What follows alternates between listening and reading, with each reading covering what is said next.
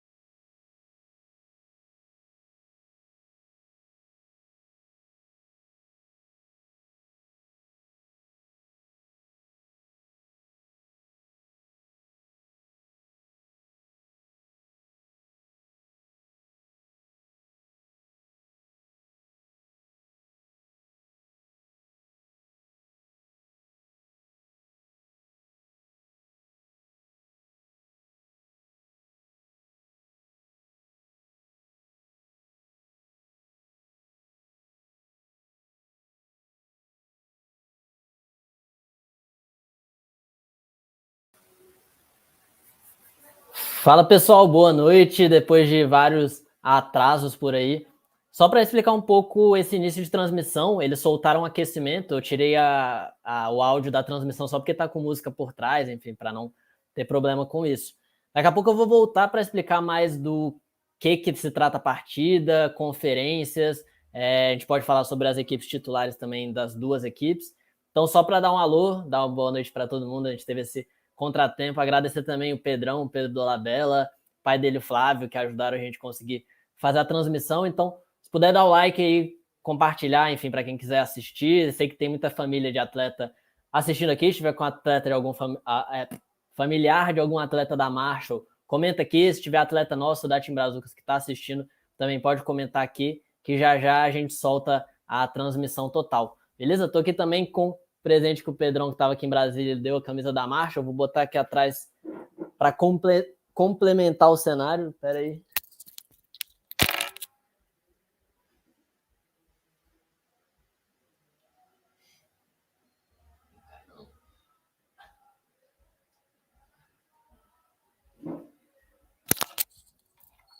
Pronto, ficou meio de lado ali, mas tá bom. Então vou deixar rolando aqui o aquecimento. Quando eles voltarem, eu vou explicar um pouco do que se trata essa partida, mesmo sendo fora de conferência, o que ela tá valendo, principalmente para quem tá querendo ir jogar nos Estados Unidos, entender a importância de jogos off-conference. Muita gente não conhece o time da JMU, James Madison University. Eles foram para os nacionais, então é uma faculdade de nível forte. Na temporada de janeiro, eles só perderam a partida e foi justamente contra a UCF nos nacionais. Então, os mesmos Nationals que a Marshall foi campeã, a James Madison também chegou invicta, então também é uma equipe muito forte. Promete ser um bom jogo, mas a torcida nossa vai ficar com a Marshall aqui em cima. Então, vou soltar aqui, terminar de arrumar tudo e já volto aí. Valeu!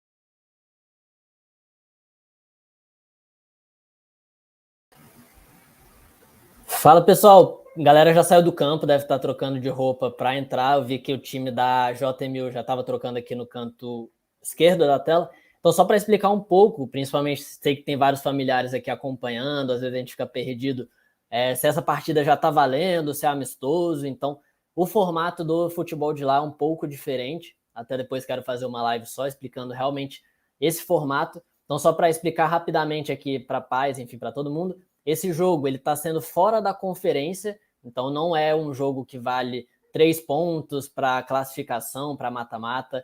Não é isso, é um jogo off-conference, então a Marshall está em uma conferência e a James Madison está em outra conferência.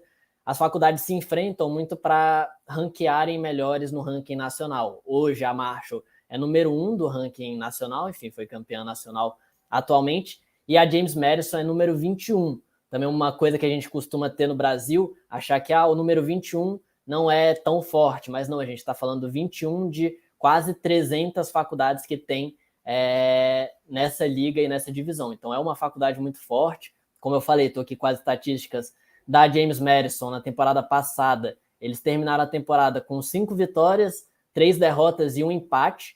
E como eu falei, essa única derrota deles foi contra a UCF nos nacionais. Então eles chegaram até os nacionais sem perder, tiveram 5 vitórias, 3 empates. É uma faculdade muito forte, não tem nenhum brasileiro, então nisso acho que a Marshall está um pouco com vantagem quanto a isso. Também sempre gosto de afirmar, lembrar a galera que a gente sempre dá uma moral para a Marshall por ter muito brasileiro, a gente sabe que é legal eles levarem o nome do Brasil para os Estados Unidos, enfim, os treinadores estão de olho nisso também, mas os atletas da Marshall eles não passaram pelo nosso programa especificamente, eles fizeram processo com a 2SV, alguns fizeram high school e foram para lá, então só para explicar quanto a isso, para ficar tudo certo, beleza? Então, daqui a pouco deve começar, já até botei o áudio da transmissão, as outras transmissões que a gente estava acompanhando antes, estava legal o narrador explicando tudo mais quanto a isso, então vou voltar pontualmente, mas vou deixar rodando por aí, estou falando mais aqui só porque ainda não começou, agora vai ter uma apresentação inicial, a gente vai poder ver as equipes titulares, e aí a gente dá uma comentada em cima disso, então vou soltar a transmissão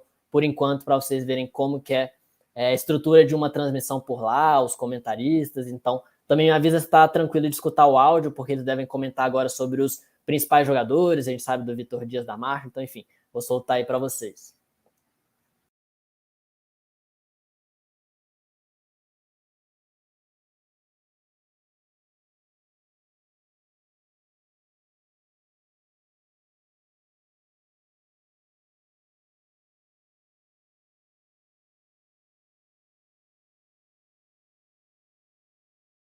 Every single one of these JMU kids have had this game red circled. They have been pushing and pushing and pushing each year for more credibility at the national level, and they've beat Wake Forest in 2019 and didn't get a lot of respect for that. It was almost a one and done. This is an opportunity to back that up. Well, earlier today, the Dukes got good word about one of their players who was named to the Herman watch list, which is indicative of the top player in the country, and we're talking about actually the preseason defender of the year, and he is Melker Ansel. As you'll see him, he is wearing number 12 here, and Dave, he is certainly the anchor for the Dukes this year, particularly since they no longer have TJ Bush in goal. Yeah, I mean, I've been watching him for years now, and he is just, to use the phrase unflappable is an understatement. He is just cool and calm back there and just really a heady defender. Fun to watch. Yeah, and for the visitors from Marshall University, well, they have a player that was a semifinalist last year, and boy, he is a dynamic player in Vitor Divas. And he can do it all as he is from end to end, just keeps the flow of the game going for these Marshall Thundering Herd players, and is certainly very important to the success they had last year, number 31. You see the 9 goals and 10 assists and 32 starts in his career.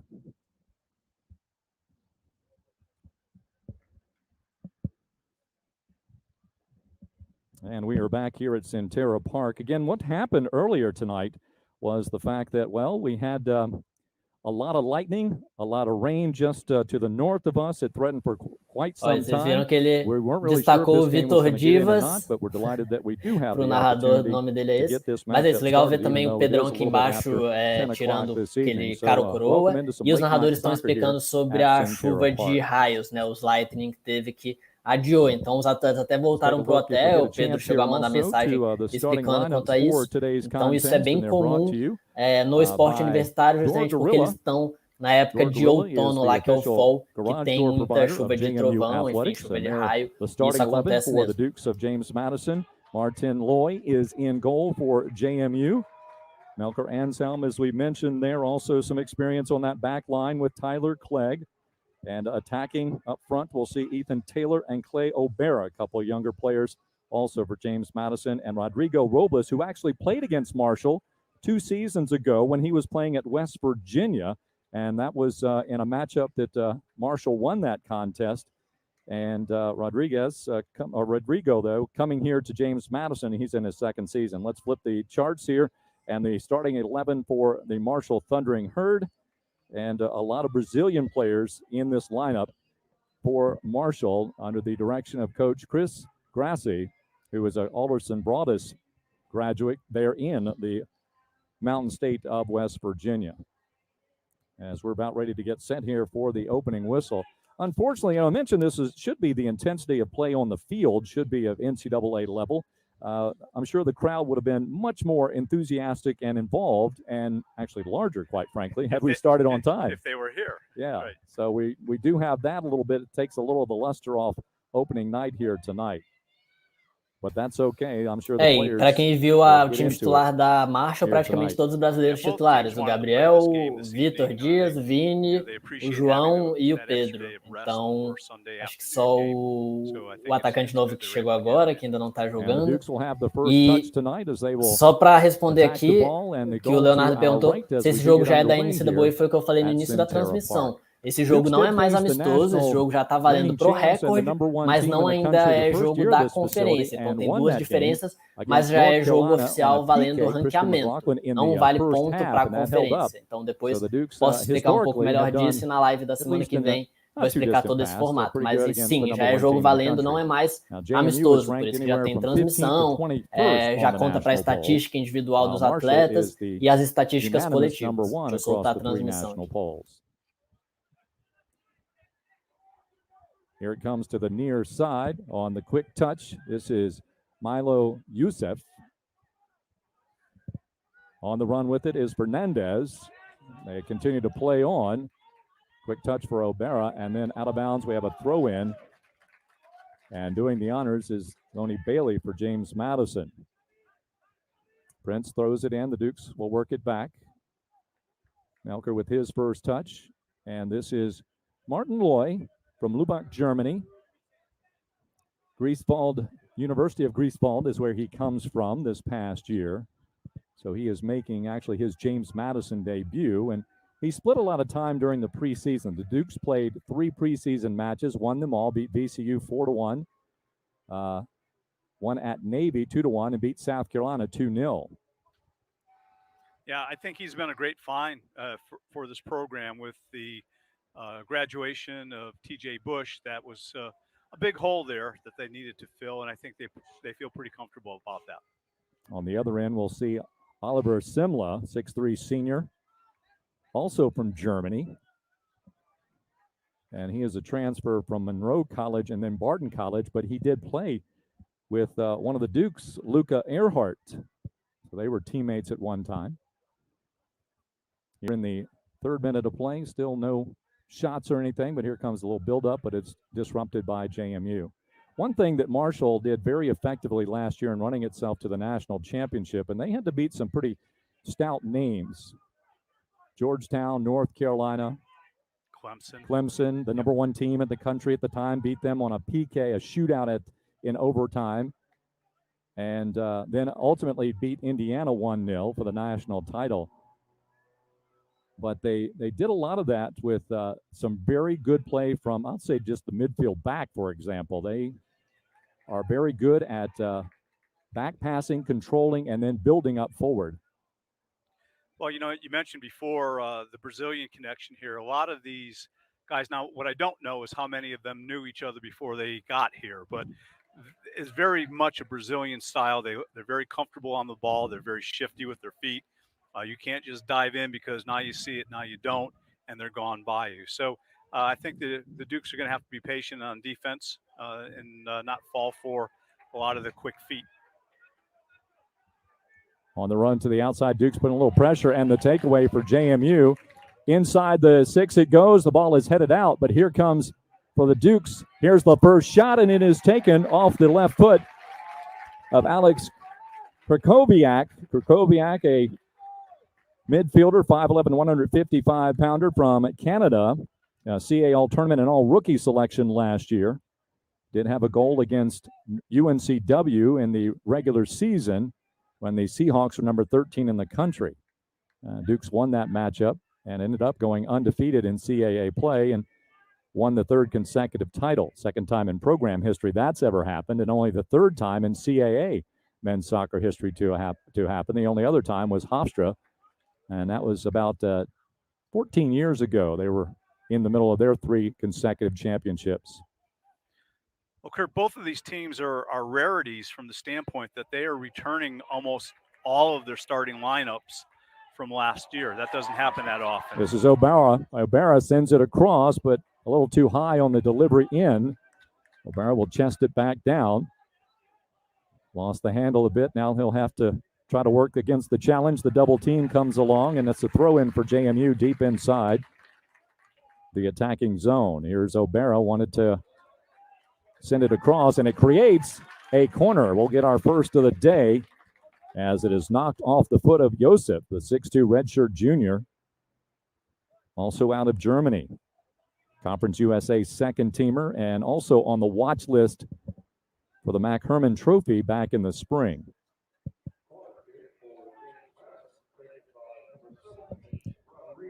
Here's Rodrigo Robles will send it in for James Madison. Redshirt sophomore out of Spain, 5'9", 160-pounder, puts it on the back post. Opportunity for the Dukes, and that's blocked. It comes all the way back out to the midfield. Tony Bailey will collect it at the midfield line for the Dukes and sends it wide, but you see, I thought it was going to get intercepted there, but it ends up back at the feet of Robles. A little more pace necessary on that ball. Screened off, and a foul called against James Madison. Krakowiak getting in the passing lane. That was a smart foul by AK. He knew that he was beaten. He just put his back to the defender and slowed him down. Yeah, sometimes you have to have the tactical fouls. Yep. And that's another thing that this defense is good about for the Marshall Thundering Herd as well. Marshall last year in winning the title, going 13-2-3. For the Dukes, they, as I mentioned, went undefeated in league play. And in 3 seasons under head coach Paul Zazinski, 31 wins, 13 losses, 9 ties, and 3 CAA titles, thus 3 NCAA tournament appearances, making it to the quarterfinals in 2019. Or 2018, beg your pardon. Sliding, there's Anshelm. Didn't quite clear, and here comes an opportunity for the Thundering Herd. Here's the shot, and knocked down, trickled, and into the goal it goes. It was deflected initially, but Vinicius Fernandez scores his first goal of the season, quite obviously, the 9th of his career, and he gives the Thundering Herd the 1-0 lead, and it comes in the 7th minute of action. Here's the replay from United Bank.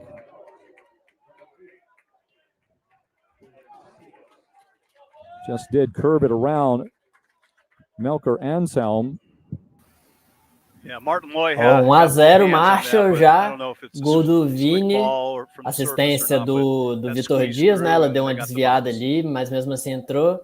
E aqui, ó, tinha alguém que tinha pedido gol pro Vini, acho que ele percebeu e fez aí já um gol. 1-0 então para Marshall. E você vê, o mesmo estilo de jogo continua, tocando a bola desde trás. Os próprios narradores estavam falando que é um Brazilian Style, que toca e sai, um jogo de movimentação da Marshall. Eles continuam jogando dessa forma. E a James Madison também é um time forte, mas muito mais reativo, muito mais esperando para tentar roubar uma bola lá na frente e já está no campo de ataque e faz alguma coisa, Sent mas forward, é and a mesma coisa que a gente miscommunication viu there. nos Robles Nationals and ano passado. Então, Tony 1-0 Marshall, sem novidade por One wasn't sure enquanto, if the vamos other continuar was going to torcendo, take ainda it nem mudaram apparently, and no it goes placar out ali. for the throw-in.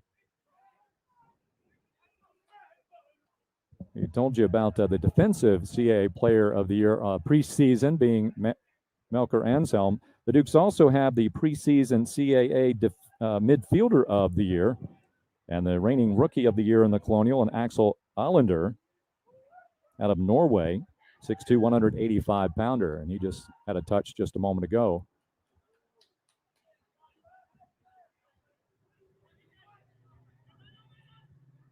Well, Marshall certainly does show some quickness, Dave.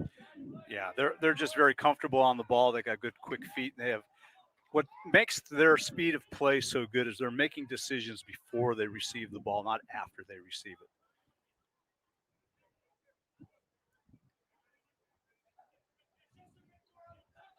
it. Throw in coming. Gabriel Alves, a 6'1" sophomore. Another from Brazil. Spreading it wide. They've got good spacing here. A little challenge on the far side for JMU.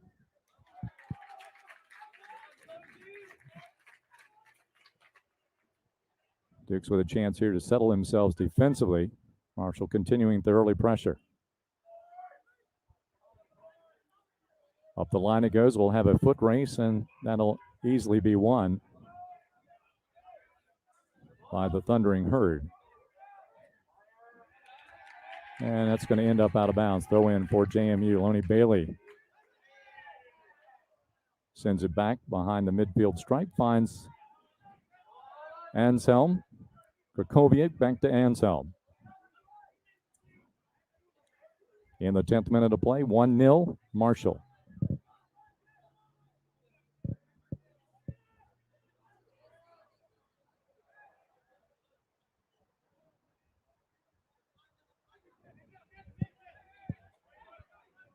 Melker, 6'2", 180-pounder.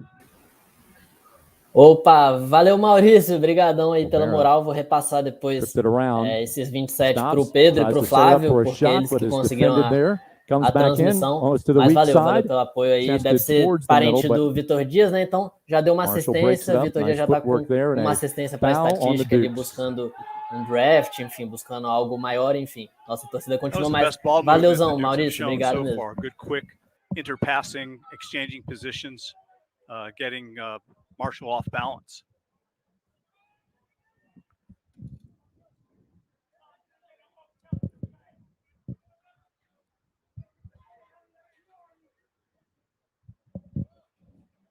Back there for James Madison. Luca Earhart.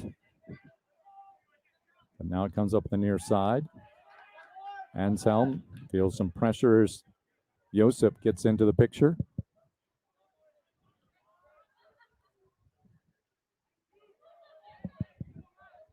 On the far side for JMU, Josiah Blanton out of Roswell, Georgia. 7 matches played back in the spring for Blanton, and a foul. Dukes will get a free kick at a good range.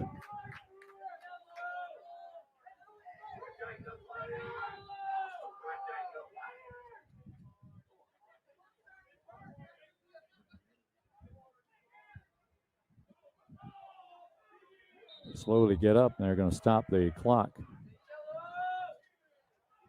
That's Hollander. I do not hear you.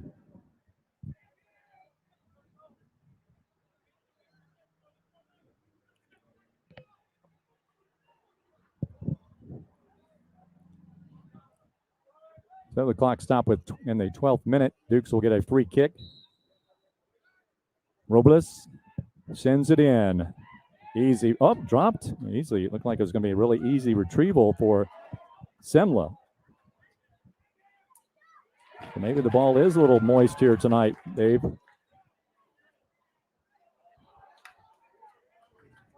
Taken away at the top of the 18. Streaking all the way through the midfield. Nice sliding stop there by Blanton. It's going to go out of bounds on the far side. Well, this is what we would always find in these evening games in the late summer, early fall, is the dew would settle, and all of a sudden it's a skippy field and the ball is slick as well. Yeah, the humidity after storms that came through the area, as we say here, rather close this evening. JMU Athletics would like to thank its Team Madison partners. They are Pepsi and Centera. 1-0.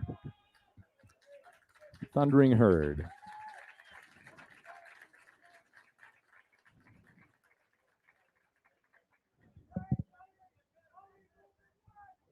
Working here on this side, let's identify this young man, Nathan Dos Santos, 5'11 senior out of Oakville, Ontario. Played Toronto Academy FC. So we've got a couple of alums from that program also playing in this matchup.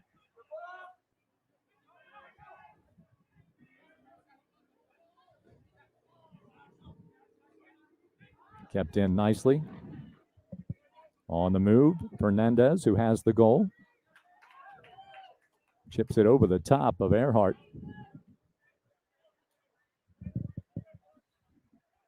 Oh, excuse me, that was Ethan Taylor. Beg your pardon.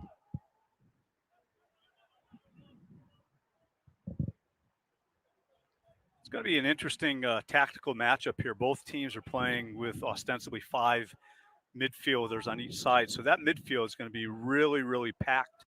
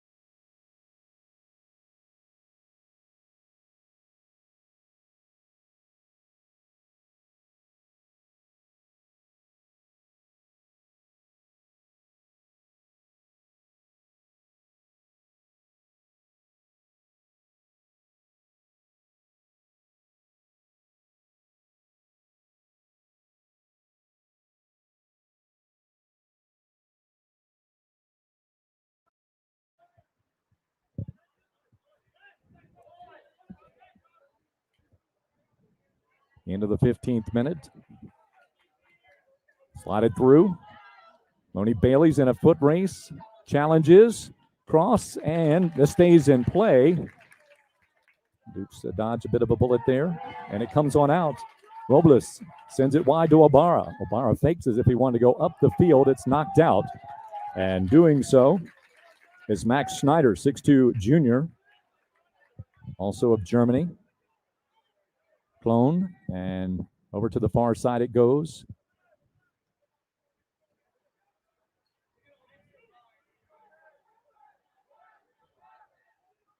Taylor, Ethan Taylor, freshman from Virginia Beach, had a couple of goals during the spring, both of those coming against George Mason.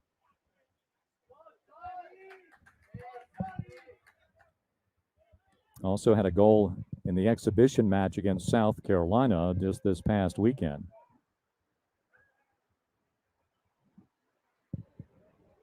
Actually, I beg your pardon, those goals were against the College of Charleston. In fact, he was named the Offensive Player of the Week in the Colonial that week and was on the National Team of the Week. There's a good shot in the blast from the man we're just talking about. And off the keeper's hands, out of bounds. Good build-up by the Dukes. Good build-up. We get into a nice shot from distance. Good entry ball. Clobbers that one. Good save by the goalkeeper. And Clegg head up and got the ball upfield. Robles will send it in from the right side of the keeper. Long whistle. They stop. No, they don't stop the clock. It's just a long whistle from our referee.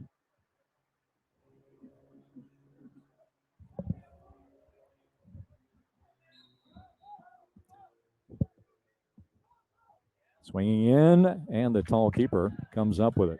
He is 6'3", is Simla. Morris Insurance and Financial is the presenting sponsor of this JMU Sports broadcast. Morris Insurance, a financial serving your needs and your insurance needs since 1944. Earhart slips it back. Krakowiak, Alex, AK out wide. It goes Blanton. Tyler Clegg.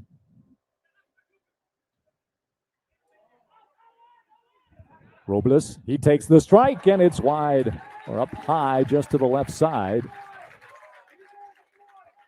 Ball sailed a bit, but he did good laces on it.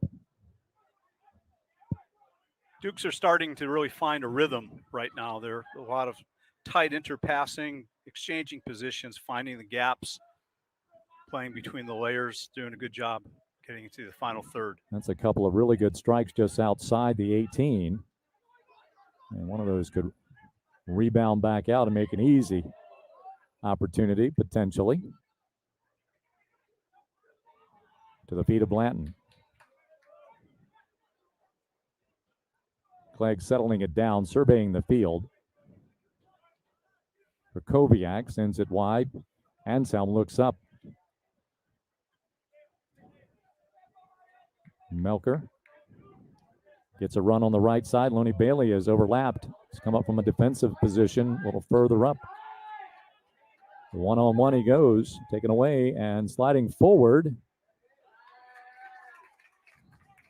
Hollander keeps it under James Madison's possession. Krakowiak. Hollander drops back a bit. Here to Alex again. Comes wide right here to the touchline. Lonnie Bailey. Duke showing some patience on the possession. Oh, that slips away.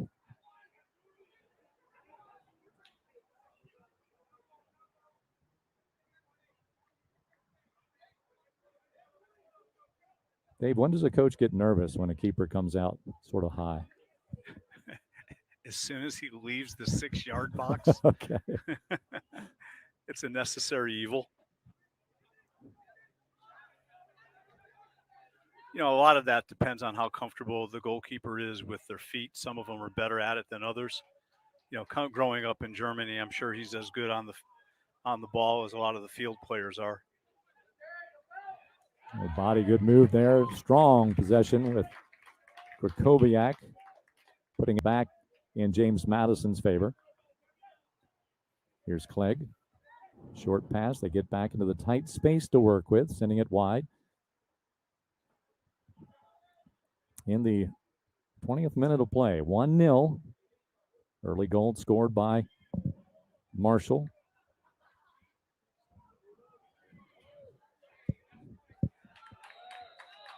And we do get a foul. Well, last time the Dukes did face a national champion here in Harrisonburg. Go back to 2012, mentioned a little earlier. You see it was at University Park at the time, which was what this facility was called. Christy McLaughlin with a PK here to the right in the 42nd minute. You see they outshot the reigning champion Tar Heels. Early September, good way to christen the ship that is here, Centera Park, which is called now. Yeah. Good crowd was on hand that night. I know we had a lot of folks viewing globally that evening. I remember receiving a lot of emails from across the Atlantic that night.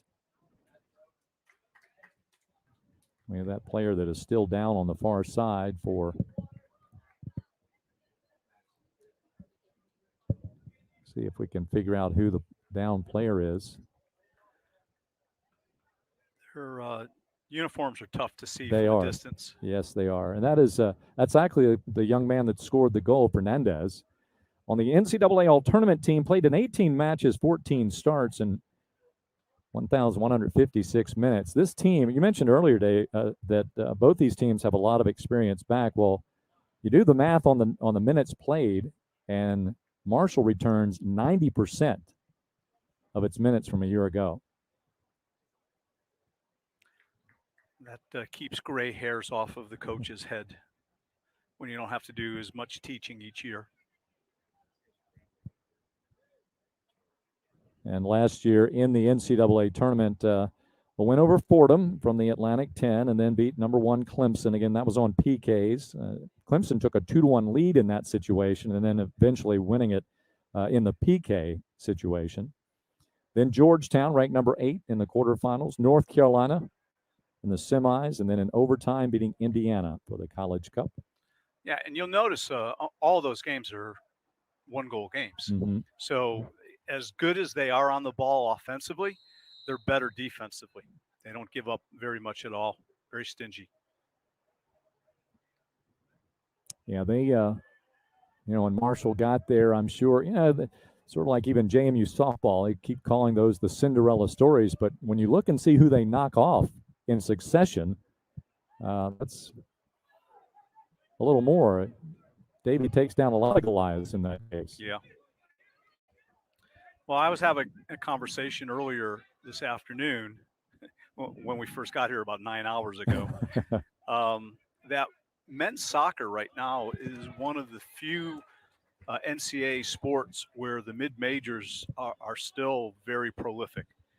You get national champions, and the national top 25 has more than its fair share of mid-major programs in it. Well, like Akron, the Zips have always been a really good men's program.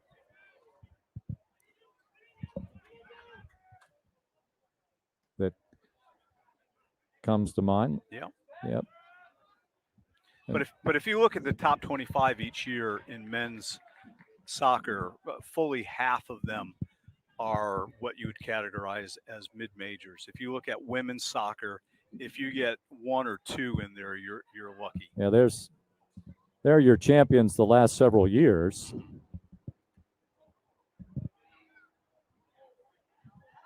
Yeah. And push forward to the midfield. I'm not hearing myself. Here we come to the near side. Good spacing again for Marshall.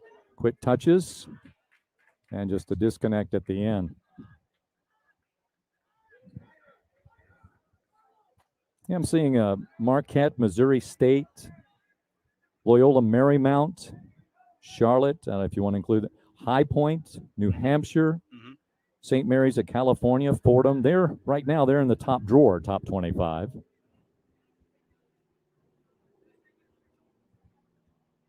Well, and part of that reason, to be honest, other than the ACC and maybe the Pac-12, a lot of the Power 5 conferences don't really have a history and tradition. If you look at the SEC, they barely even have any men's programs in it. I think there are only 2 that end up playing in other conferences. Yeah, Kentucky and South Carolina. We had South Carolina here, which plays in Conference USA for soccer. Now, the Big Ten has done very well. Indiana is royalty, and that Wisconsin has been up there quite a bit as well. And you stop the clock here, 21:44 to go. Yeah, when Marshall played in the national, a yellow card is handed out. And that goes to Fernandez, I believe. We'll get that official for you. Yes. Now let me double check on that. Again, numbers a little skewed right now for us. Free kick nonetheless for James Madison.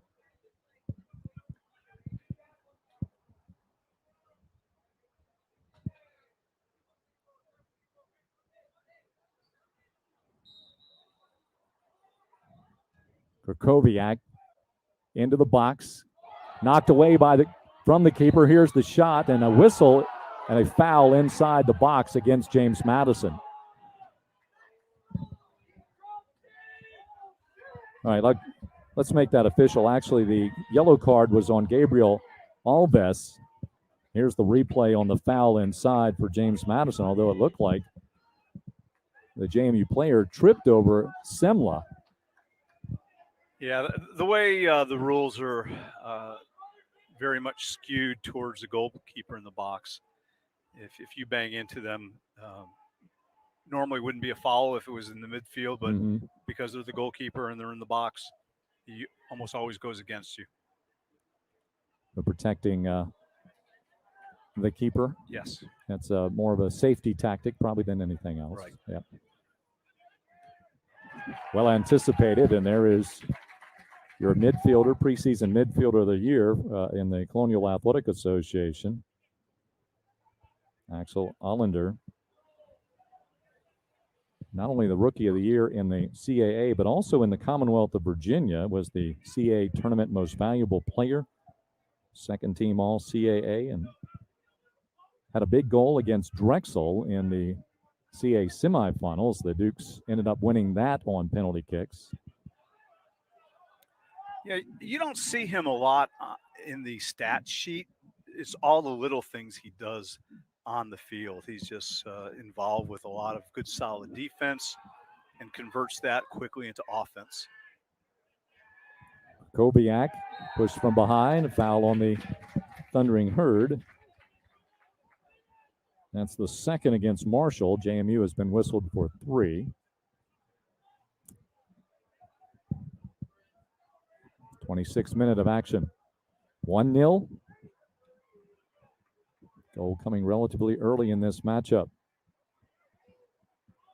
Fernandez got one just around Anselm and off the hands of Martin Lloyd, that is, in goal, and just did trickle in at the far post. Malker will take the throw in from Loney Bailey.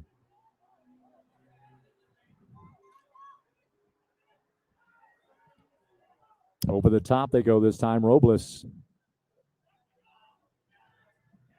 cleared out to the near side. This should fall into JMU's possession. Loney Bailey will secure it there. Quickly up it goes. O'Bara did not play against South Carolina. He just had a couple of nicks. He said, I'll be back for the opener on Thursday. And that's a foul called against O'Bara. He got the ball, but because he was coming from a behind position, referee almost always bites on that. The Small Business Game Changer is back and better than ever. Your business has a chance to win $20,000, a marketing package with JMU Athletics and Appeal Production. Visit jmusports.com/Game Changer. Our referee today, by the way, is Heath Hickson. Justin Weinstock and Dustin Marks are the ARs.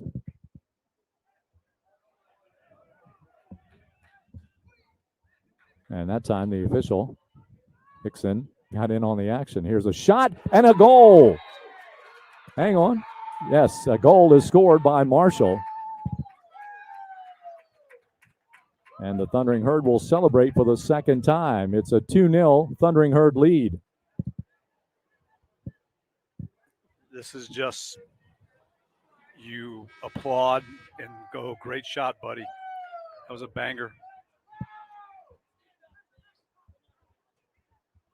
So move the scoreboard to 2-0.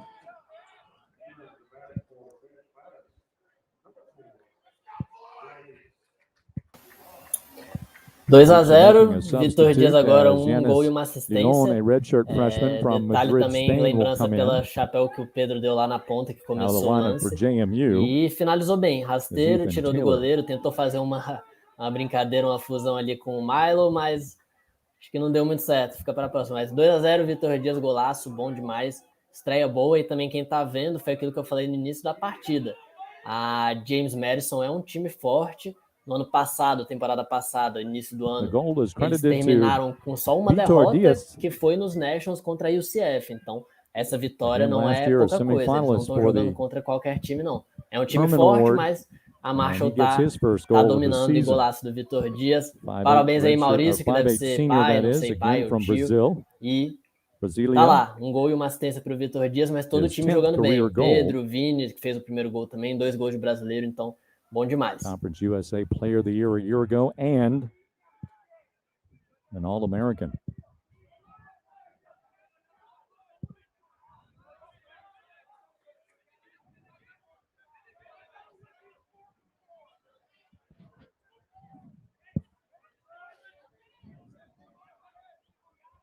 Tony Bailey challenging and keeping the possession.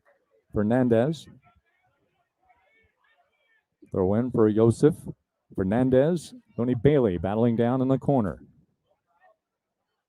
Robles will come in to give some help. Pokes it away. And off the end line. Last touch. Goalie ball. Vitor Diaz. Look at that. Those accolades. The magician, as he was is called by his teammates. And the Conference USA Male Athlete of the Year, which was a historical honor for Marshall University being named such. Now, James Madison fans over the years know Marshall for its dominance in then 1AA football back in the 1990s, a really good program at that time. Dukes did face Marshall in a couple of the playoffs.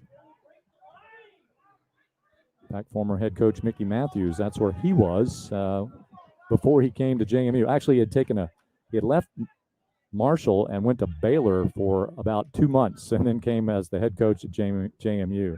As Mickey would say, for a cup of coffee. That's right. He wouldn't say it that fast, however. Coach Matthews from West Texas. Now living down in the Myrtle Beach area. Down inside the box for the Dukes and repelled back out. JMU women's soccer starting tonight. There's a foul just outside the 18. Saying the women were at Louisville, but that match was delayed, 8 minutes in, I think. It was very early in the contest. Yeah, Lightning again. Yeah, they'll pick that up tomorrow, we understand, and then they're on to Ohio to face the Bobcats. We'll take a look at a little women's soccer at halftime. This is in a very good shooting position for the Dukes. They're about 20 yards out, 19 yards out. The trouble with sometimes being so close to the box is getting the ball up and over the wall with any pace. And they're going to stop the clock. 14:20 to go. Hickson rearranging the furniture.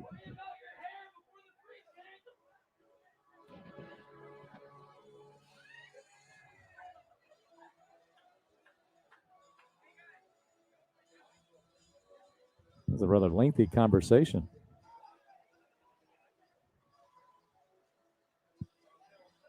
Tyler Clegg pleading the case for JMU. Clegg, a redshirt senior, second team All-CA in the spring.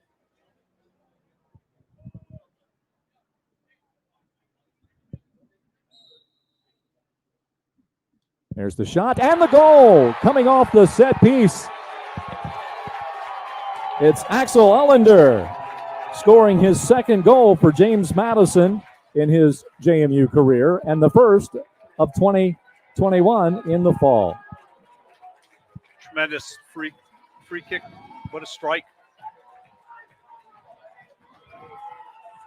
Watch it again, folks. Just goes to the far post and just smokes it. Oftentimes goalkeepers looking for you to bend it over the wall, and they're leaning in that direction. He didn't have a chance on that one. Golaço, hein, na falta. No canto do goleiro, mas aquilo, falta muito próxima da área, barreira tampando a visão, ele deve ter visto só depois que a bola passou da barreira, chutou forte, não tinha muito o que fazer. E de novo, valeu, Maurício, parabéns pelo gol do filho aí do Vitor Dias, acabou que o sticker aí veio na hora errada, mas 2-1, continua Marshall bem. Até o Matheus comentando aqui do PC, o PC é o outro brasileiro que chegou na Marshall também, atacante, tinha jogado na Academy do Orlando City. Confesso que eu não vi ele jogando ainda, mas pode ser uma opção boa para ataque também. Então é isso, 2-1, Marshall ainda continua bem, gol de dois brasileiros, Vitor Dias e o Vinícius, e agora na bola parada, enfim, o cara bateu muito bem também, tem os méritos dele, mas seguimos ganhando aí, Marshall 2-1. Here it comes to the near side. Alves sends it up.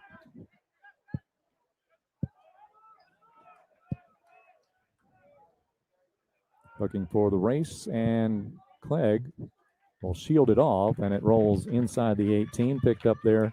No harm as Lloyd comes up with it.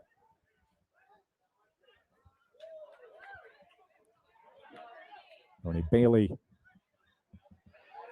around Bailey, but into the possession of Robles. Finds an open man on the far side, connects with Lilon.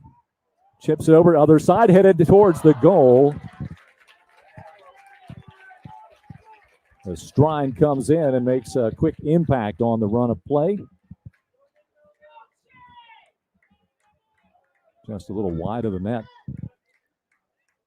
Yeah, if he had a little more presence of mind, he had Robles on the other side of the goal on the 6-yard line, pretty much unmarked. But that's easier said than done up here.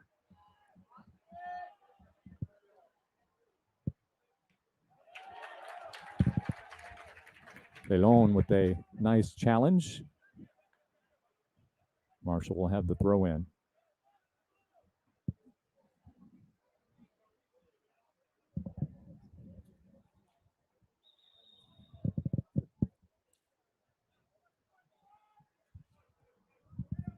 The JMU Invitational is presented by Fairfield Inn by Marriott. Fairfield by Marriott. We promise you'll be satisfied with your stay.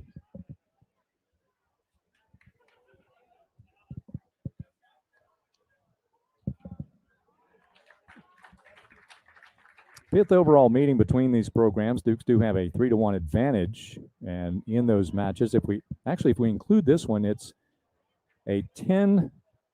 Make that a 10-6 scoring differential. The Dukes with the upper hand,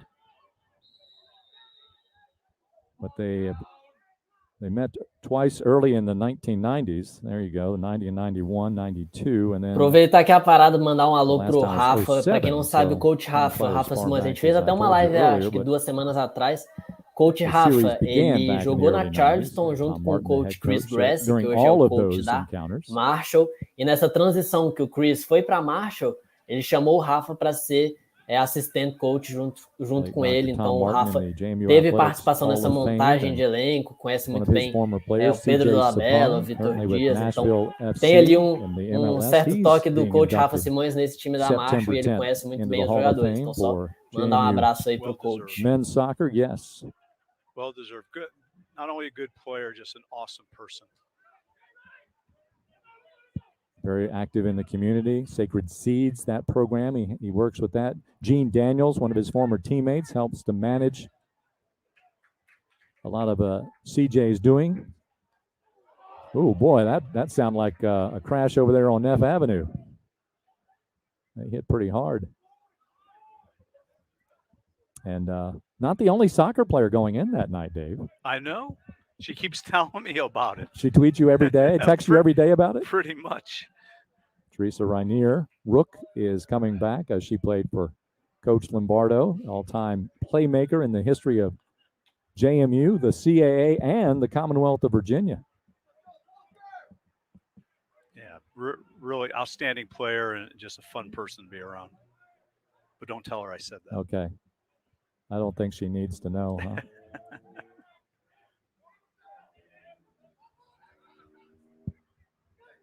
That'll be a fun night, I'm sure.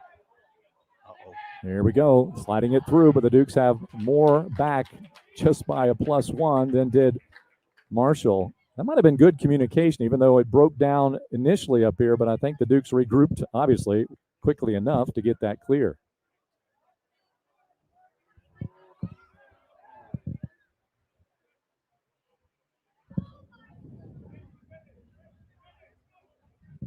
Dukes have had a couple of corners, but we'll see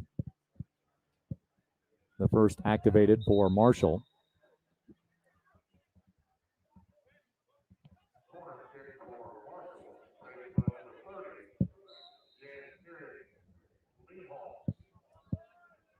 And Eric Linehouse with the corner.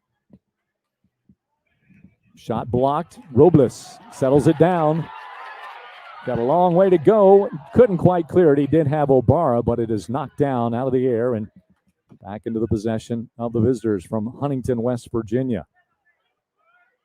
Melker Krakowiak, 9 minutes on the clock as it turns over. Pressure in the midfield. Ultimately taken away as some good backside help comes in as Fernandez gathers the loose ball.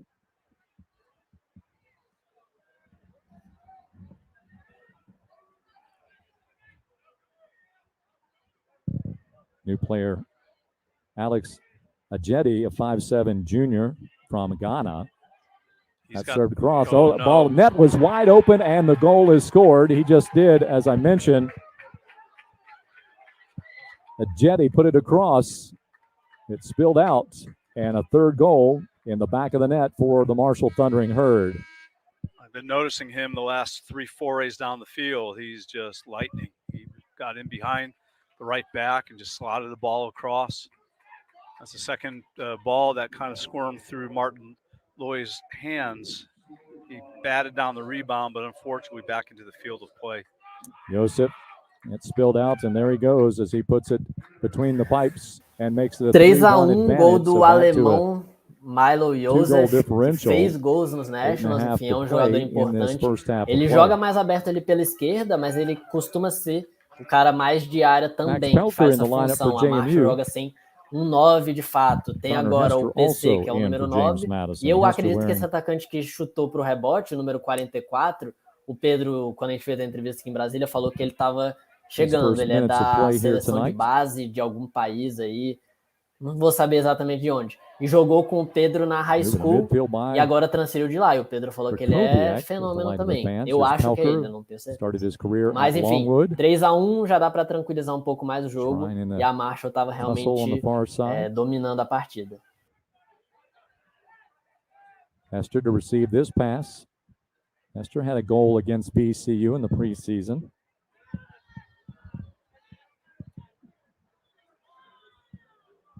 Redshirt senior from Middleburg, Virginia. 1 assist in his career.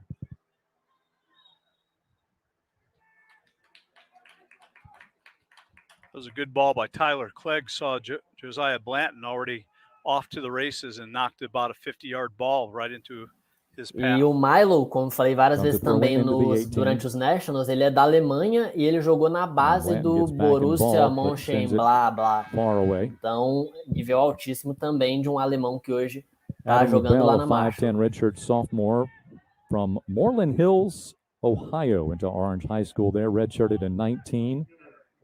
Played club ball for Cleveland Internationals on the U.S. Development Academy, where he had 40 matches played, 26 of those starts. So considerable career at a high level before coming to this even higher level.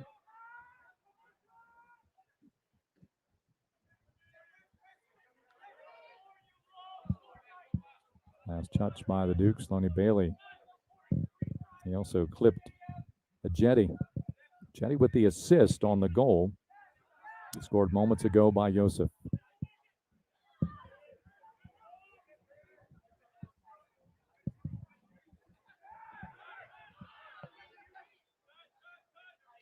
Krakowiak. Sharply taken away. Hester gets in the fray. Out to Lonnie Bailey. Just over 6 minutes remaining. Reversing the field, opposite side. Blanton, can he get to it? Yes, he does, before it gets out of bounds. Boa que eu tenho aqui informações privilegiadas do Rafa, então me corrigiu. O 44 é o ponta rápido, né? Esse Overmars que chegou. E esse outro que jogou com o Pedro, que eu estava comentando, é o número 20, que joga, né, na sub-20 do Senegal. Não sei se ele entrou no jogo já ou não. Teve muita substituição por aí. Mas é isso, o número 20, que é o da seleção sub-20 de Senegal. E o número 44, que fez a jogada na ponta, que deu o rebote, é esse Overmars. Team member last year, redshirted in 2019, so he hasn't seen a lot of action. Overall, 15 matches last year, 3 starts, just under 400 minutes.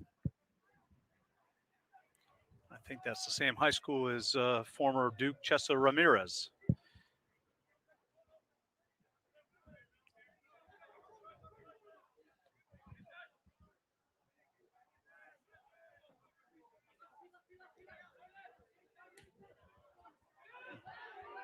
Hands help, send it back to his keeper. Lloyd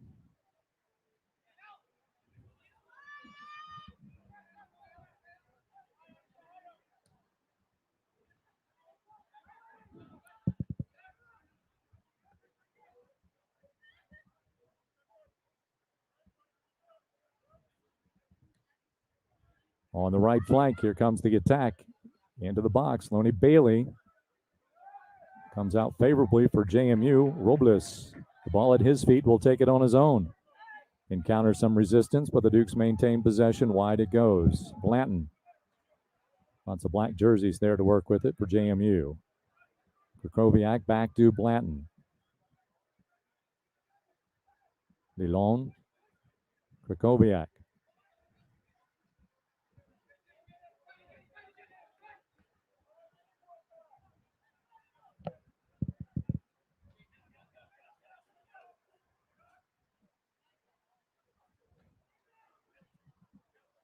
Strine working against 3 Thundering Herd players, and the whistle comes out. Strine lost his footing and took down a visiting player on the mark.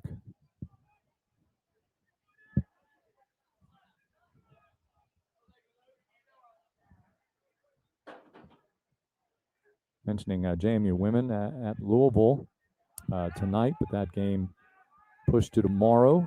Dukes are 1-1 with a loss a week ago tonight at VCU. And a foul called against the Dukes.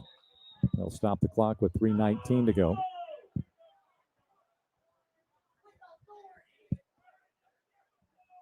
That's a card on Yanis Lelon. And that is the 5th foul. So a couple of cards have been handed out. Lelon with his first.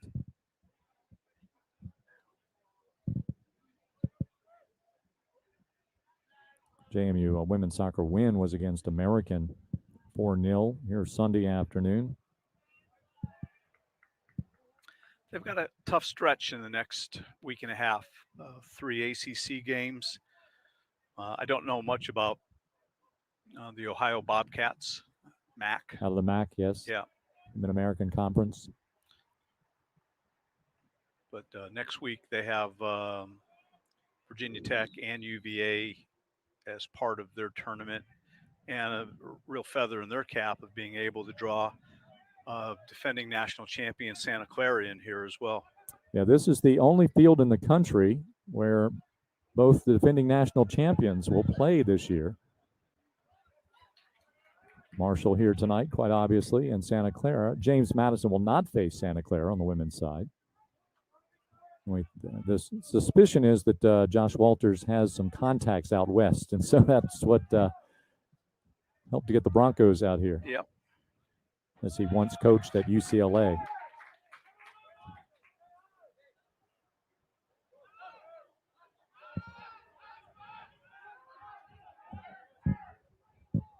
Throw-in goes to Adams. Leaves it into some open space.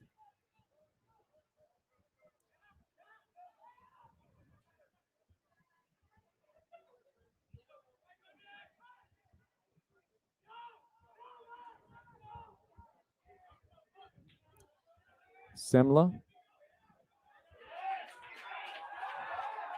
Players are down with no foul. Robles takes advantage of it. Has to work around a couple of defenders. Looking for some options. Spins it, but nothing there.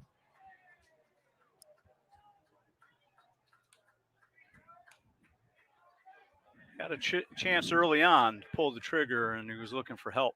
Oh, chip shot over to Max Pelker, that is. Pelker will send it out.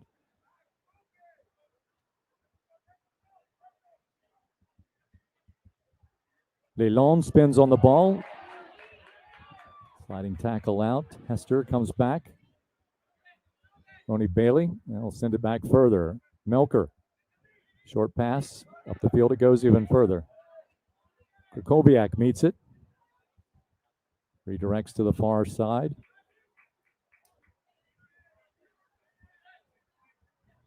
Strine. Opts for Lonnie Bailey. Quickly he goes back to Anselm. Just over a minute remaining. Clegg turns it over, but quickly Marshall does the same. Lonnie Bailey, quick toss in.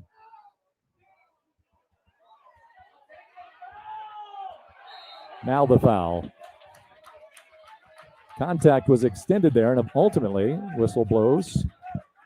Dukes will have to get organized relatively quickly here as we get under 30 seconds. They'll stop the clock again. And a yellow card, the second handed out. This one goes to a jetty.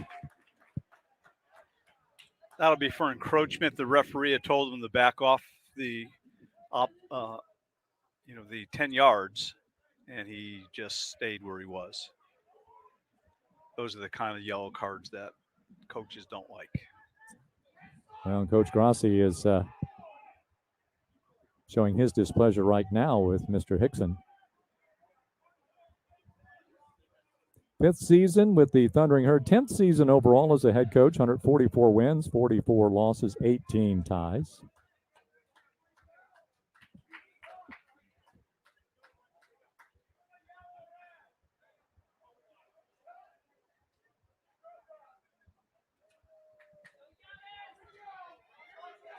DeLong will start it off for the Dukes. 36 seconds, clock is stopped. In a bunching, far post, delivered in. Here's a jetty. Falls on his own. He got a little head over his skis there. I think he was trying to reach Leland's jersey, and he fell forward. That'll probably be the last big threat unless Polker can force the issue here. And nope. As they count down the final few seconds here in the first half, Marshall will head into the team room with a 2-goal advantage, putting 3 in this first half into the net. Took a Final de primeiro Dukes tempo aí, galera. Como a gente tinha falado, como o Rafa comentou aí, o estilo de jogo da Marshall é esse: propor o jogo, controlar a bola, enfim.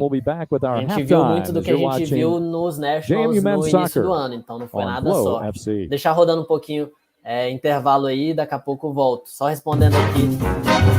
Peraí, que tem uma putaria aqui, peraí. Só respondendo aqui rapidão, o Luiz.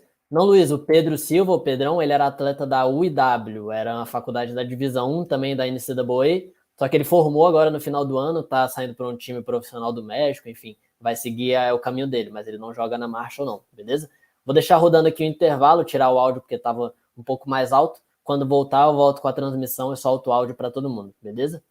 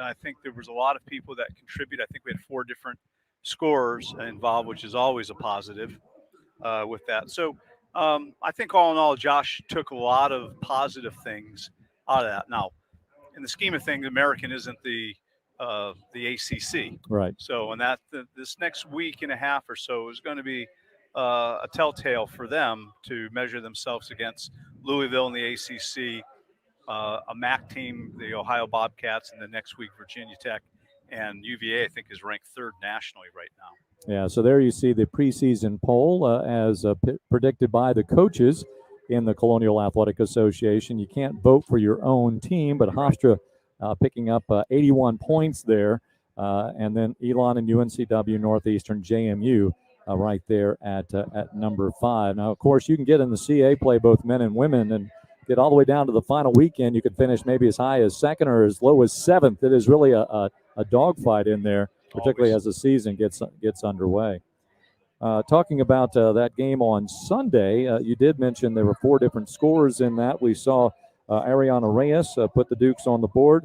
Amanda Adanasi, she scored her first goal. Ebony Wiseman, who was a returning player for JMU, and Lydia Induka, who I found out afterwards, she got the PK for the Dukes on Sunday. And I asked Josh if he asked her to go out there. She's still looking for her first goal, and no, she just said, "I'm going to go do it." She just stepped right up. Good. You want somebody that and took that blast. You want them to take a bull by the horns right there. Yeah, so it helped to maybe break the ice for her, and let's see if that can get her offense going. Well, here at the half, the Dukes are trailing Marshall University 3-1. We'll be back with more of our halftime as you're watching JMU men's soccer on Flow FC. Maybe you're considering video as part of your 2020 marketing campaign. It could be over green screen, so you could be anywhere in the world. Ooh la la.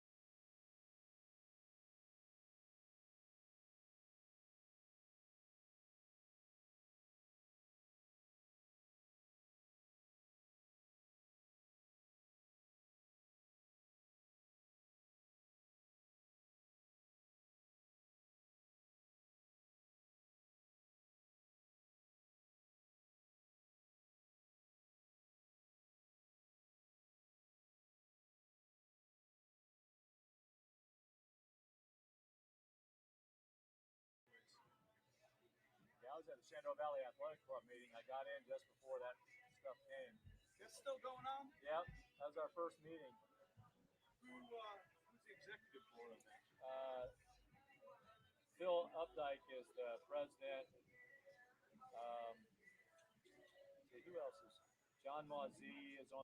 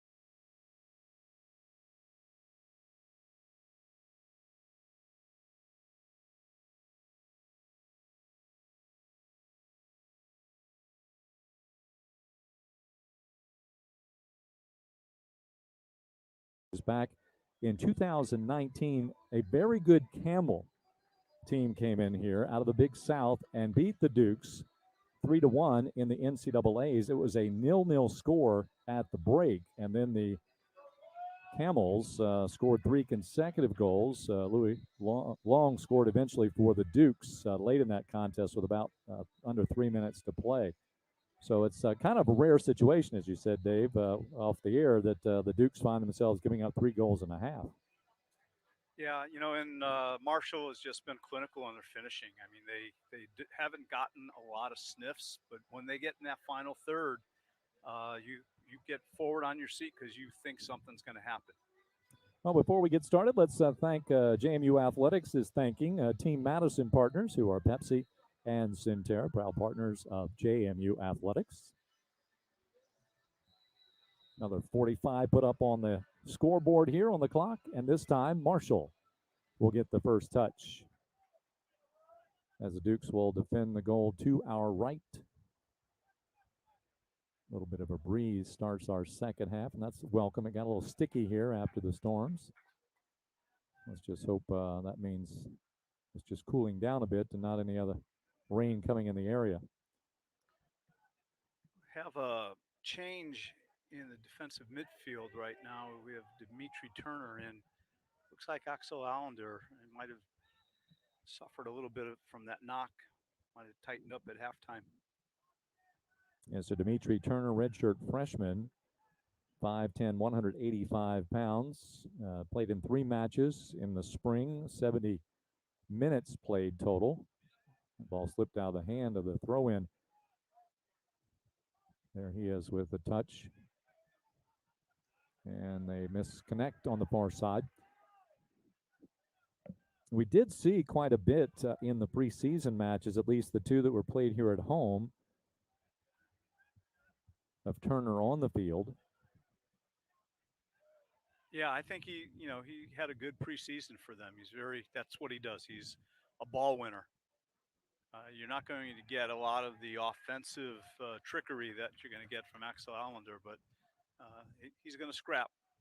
Yeah, he's hard to knock around. Oh, absolutely. He's got a very firm base. Yeah. I told you, he's got the thighs I ordered for Christmas a few years back, and they never came in. We'll build up for the Thundering Herd, taking it to the midline. Let's stop there. That ball chipped away. A dangerous spot once again. Krakowiak, forward it comes, getting the start in the second half. Ethan Taylor, the product out of Virginia Beach, played for Virginia Rush, as did O'Bara. Taylor, nice serve over to the far side, but the defenders there. Ball still is free. A loose ball, 50-50, and the header try, and it comes out. No foul. And inside the goal is one of the Dukes. Let's watch that once again. Moment of excitement there. That is O'Bara, who was the challenger. Oh, he got clobbered. Yes, he did. Up in the air, hit from behind. Throw in as Josiah Blanton will wipe off the ball a bit. He tosses it in. Krakowiak tries to serve it on the in line. Deflected away just enough. Tyler Clegg will head it back, but right to the feet it goes to Fernandez. Pinballing around just a little bit. Pressure from O'Bara. Release to the left side. Sharp pass and connection. Line coming into play. Here's Fernandez on the right wing. He scored the first goal of the night. That's served in.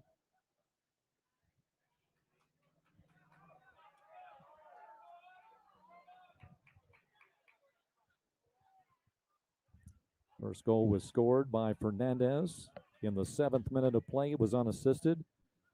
Vitor Diaz made it a 2-0 score in the 28th minute. Axel Allender, an unassisted goal from distance in the 31st minute. And then Josef. No assist was awarded that time. Yeah, but Ajeti was really instrumental in getting that ball into the box, shot off of Martin Lloyd's hands, and just the sitter was right there. That recaps the scoring in this matchup from the first half.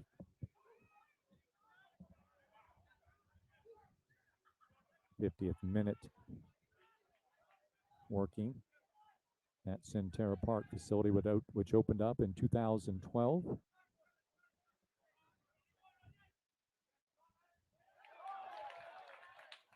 Taken away, and Robles is tripped up from behind. A free kick for JMU coming up.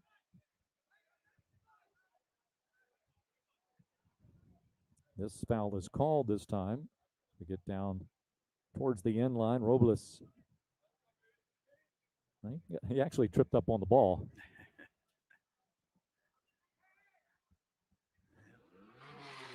But you got to be a pretty good salesman out there sometimes too. Here's the free kick in. It's headed out. Krakowiak settles it real quickly. Uses the right toe to bring it to him. Blanton, oh boy, dodged a player there and keeps it. A nice strong ball that goes out to Taylor. Slots it through. Another knockdown. They play on. Dixon says no foul, and Fernandez will come out. Lloyd sends it to an unpressured area. Loney Bailey. Prince, the redshirt sophomore from Cambridge, Massachusetts, played for New England Revolution.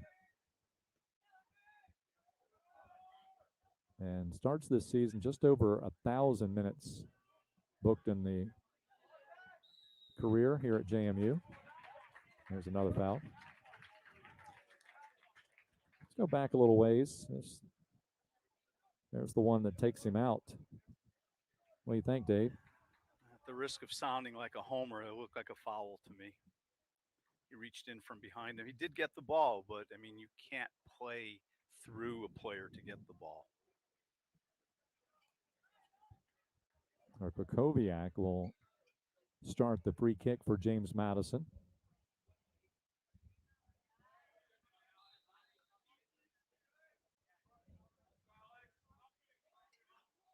Body start to move. That was actually a Duke that headed it back out. Here's Turner. He gets tangled up a little bit. They're calling for a handball. The Marshall Thundering Herd is the bench here on the near side.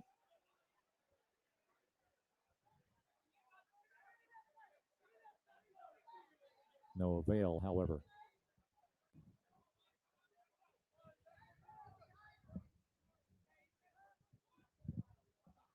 It's a little bit like begging balls and strikes. Maybe you get the next one, who knows? Always trying to put that thought in the mind, huh? Mm-hmm. Yep. You might double think about it and say, well, maybe they're right. This is a nice ball through. Here comes the kick, and it's deflected away. This is going to end up as a corner, I do believe. Yes, for the Thundering Herd. Pepsi is a proud partner of JMU Athletics and the official beverage provider of JMU. Quick corner. And the goal. That's a beautiful goal. That was a quick corner. I think the Dukes were a little bit asleep at the wheel on that one. So Marshall expands its lead to 3 for the first time today. Fernandez got it in there quickly. Yeah, I mean, you couldn't put a credit card underneath that bar. That ball fit right in there. So credit another one. Second of the night. Vitor Dias, mas jogadaça ali na ponta. O Vini rolou para ele, né? Que isso.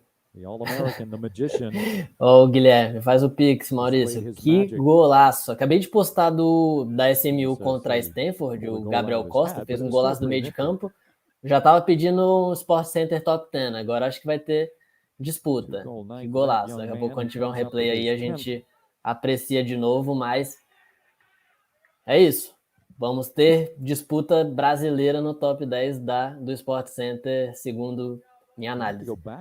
Golaço demais, 4-1, acho que agora já dá para rodar o time, enfim, ainda é início de temporada mesmo, como eu falei, não é mais amistoso de pré-temporada, isso já é jogo valendo, mas agora acho que o Chris vai poder dar uma rodada no elenco, mas que golaço.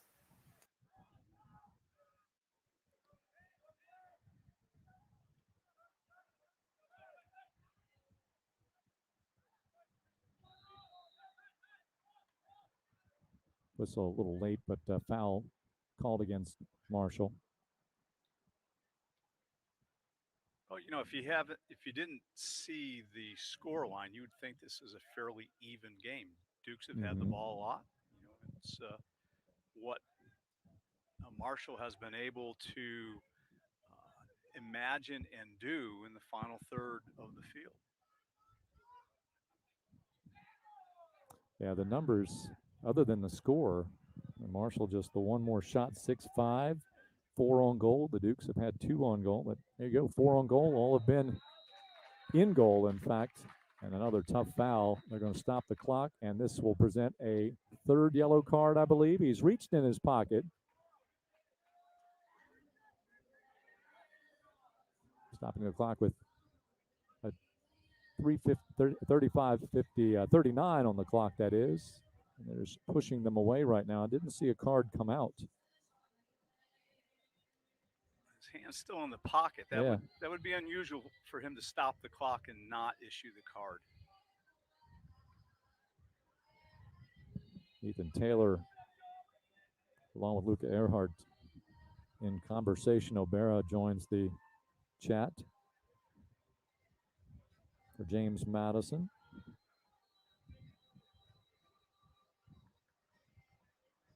It's Dolabella, a 6'4" graduate student. Yeah, no card. That's unusual. Dolabella, another from Brazil, by way of the Pennington School. Well, one of his big goals last year came in the 69th minute. It was a rather lengthy shot against number 12 Charlotte in the Conference USA title match. A free kick for the Dukes. The wall is established. Over the wall it goes, and over the crossbar as well.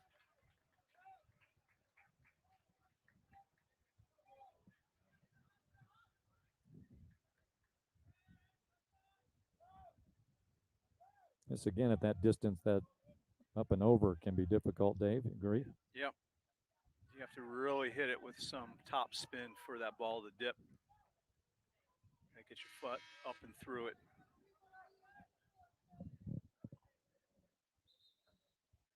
Seven fouls called against the Thundering Herd, 6 against James Madison.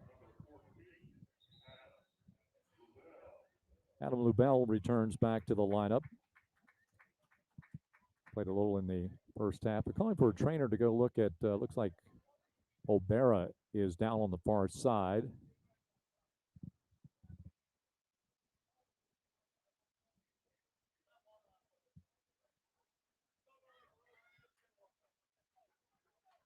Chris Smith, who has been working with the men's team. Já que americano não gosta de replay, vou tentar voltar aqui para ver de novo o gol. Peraí. O'Bara, 5'11", 165-pound management major. Mentioned earlier, played for Virginia Rush.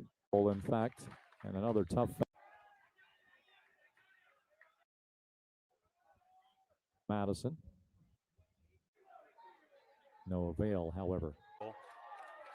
Is a proud partner of JMU Athletics and the official beverage provider of JMU. Quick corner. And the goal. That's a beautiful goal. That was a quick corner. I think the Dukes were a little bit asleep at the wheel on that one. So Marshall expands its lead to 3 for the first time today. Fernandez, got it in there quickly. Yeah, I mean, you couldn't put a credit card underneath that bar.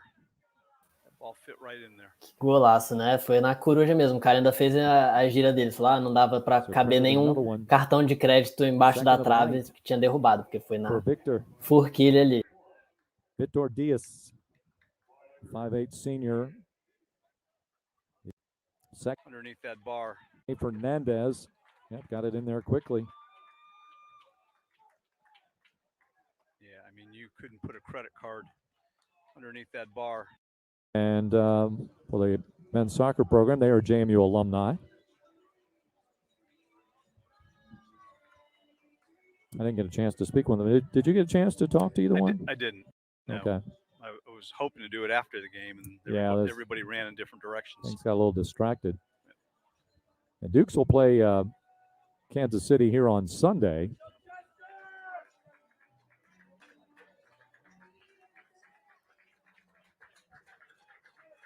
While Marshall and Virginia Tech will battle one another. So coming out for the Dukes, or coming into the matchup for the Dukes, is Connor Hester. He makes his 29th appearance for the purple and gold. Has a couple of starts to his credit. Oh, mistake in the back there for the Dukes, but Lloyd will track it down for James Madison.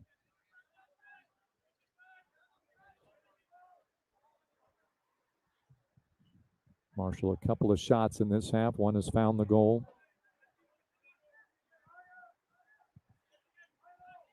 Nearly doubled the fouls in the first half here in the first 10 minutes and some change. Melker called for, but gives it up. Stepping in front was Dolabella. Provides Marshall with an opportunity. Hester disrupts the progress. Comes out to Robles. Trying to go over the top. And offsides, the call nonetheless, as a couple of strides. Luca Earhart got out in front or behind that back line of defense.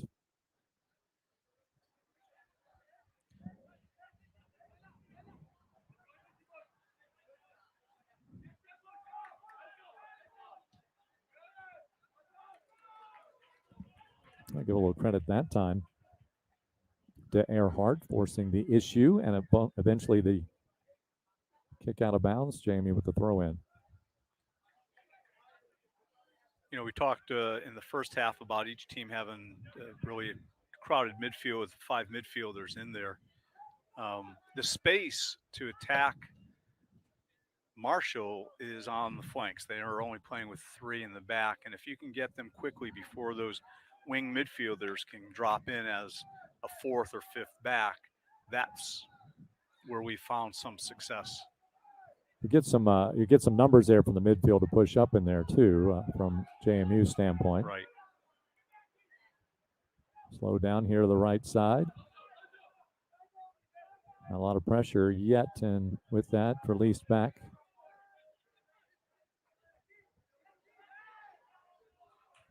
Comes out Hester. Wisely goes wide. Gonna buy some time a little bit. Now shoots it up the field. Sprays it up.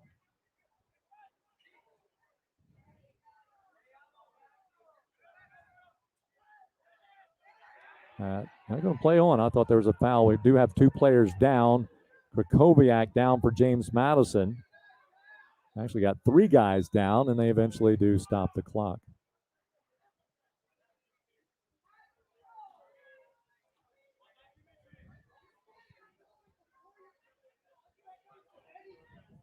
You want to go with that goalie stuff? All right.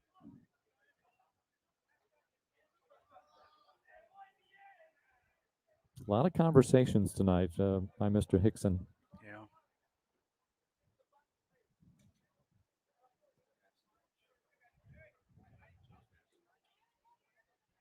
Somebody's down with a cramp.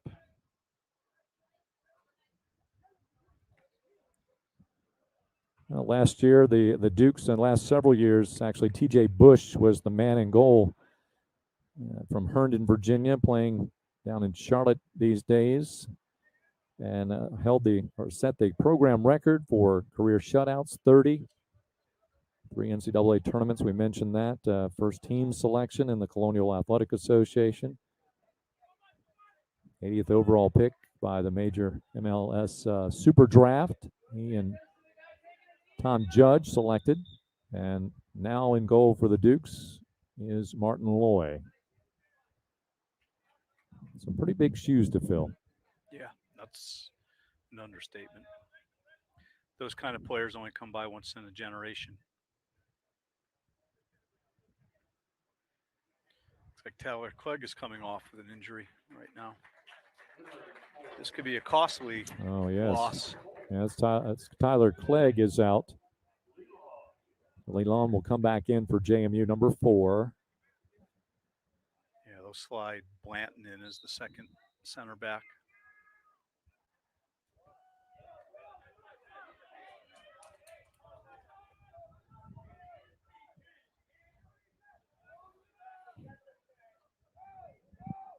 So Clegg on the bench right now. Redshirt senior from Manassas, Virginia. Brother Brandon also played at JMU. That third cross, another dangerous situation. And Marshall had an open net, but nobody there to put it in. Yeah, Joseph did a great job of getting that service off. Fernandez had a couple of options there. Kept in play right off the back line. Nice little pass. That was pretty. Overshot on the opposite side. The weak side is going to trickle out of bounds, and Roy will have it for JMU. Substitute coming in for James Madison, number 22, Evan Paez, a redshirt sophomore from Alexandria, Virginia. Played for Bethesda SC Developmental Academy. He's number 22. And double his number as Alex Ajeti will come back in from Accra, Ghana.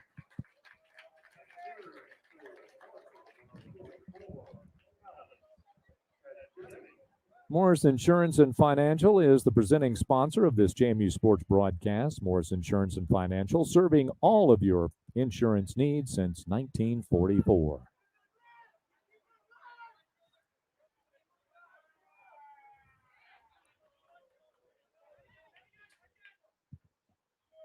(4-1) Marshall. 3-1 was our score at the break. Vitor Diaz. 2 goals, 1 in each half for Marshall.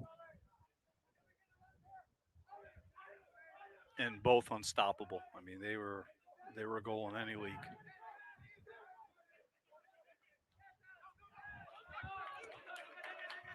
Yes, lost the possession on that one.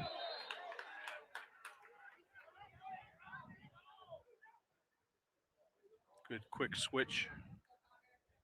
Hester sets it up. Here's the shot. Earhart takes it. Oh, that was Luca, excuse me. There's a shot, a blast for Robles out of bounds. He'll come in, actually moving up. Delon will throw it in for JMU. Paez with a touch. Delon, nice little slip pass there. Now puts it to the far post, but no one there again for JMU.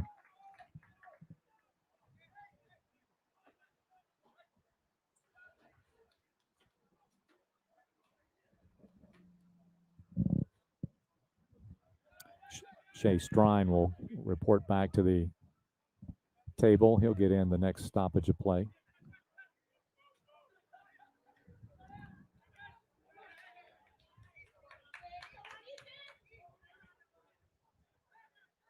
Shot by Paez, wide to the right.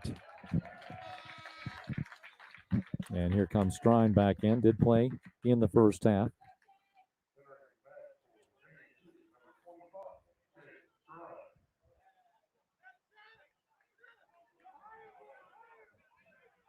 There's a replay of the Paez shot.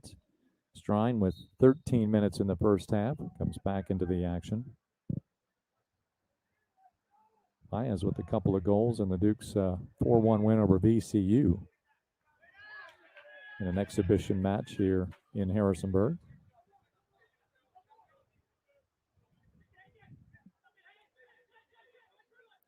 Linehouse will toss it in.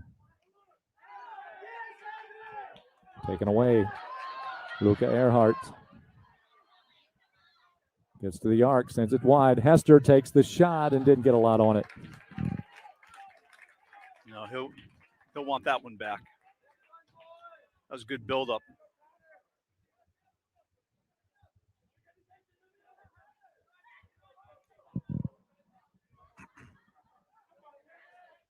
Jetty spins it out, and he is challenged, and the ball taken away. It is Blanton for James Madison. Short pass and left it behind. Did Strine. Anselm. Nice little pass out here, left wing. Ethan Taylor takes it on his own, continues on. Slows down the pace, sends it across. Back across it goes. Earhart couldn't quite get it to the feet.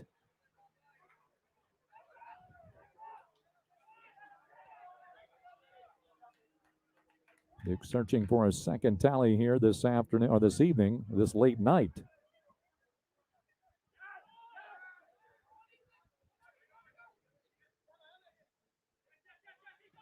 Yes.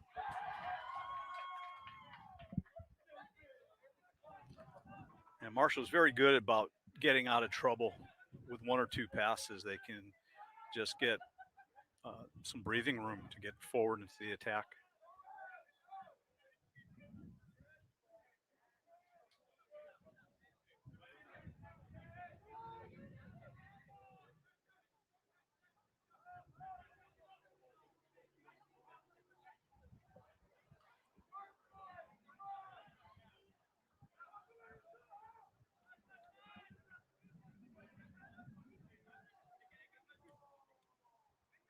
Sent over the top. It's Diaz to the pass a little too strong and headed back. Lilon for JMU.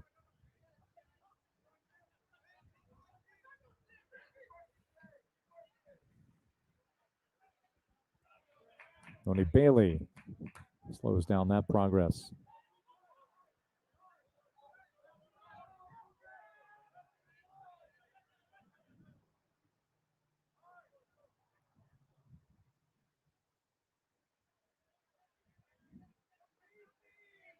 There's a shot. Just wide to the post on the right.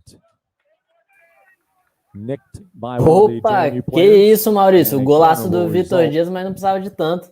Tava aqui até, Marshall ó, já. thundering herd, and this Peraí. is corner number 2. Vou for soltar lá Marshall. na Team Brazucas pro Sport Center Substitutes coming in mostrar o golaço dele. Tava aqui editando para postar. Na hora que eu vi, chegou a for figurinha. Marshall. Mas valeu, cara, de novo. Parabéns aí Jogging in, number pelo filho. 17. Vitor Dias começando Paulo muito bem Lino, a a freshman temporada from agora.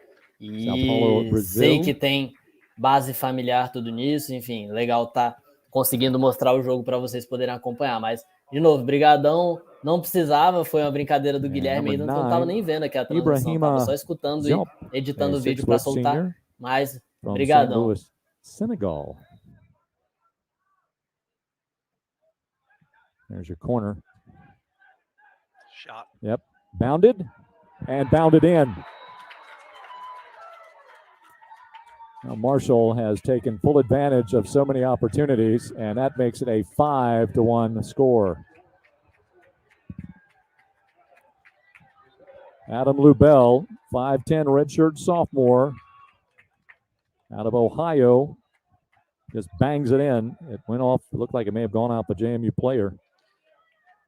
Yeah, I mean, he did what you're supposed to do. That ball comes out. All you want to do is get it on frame.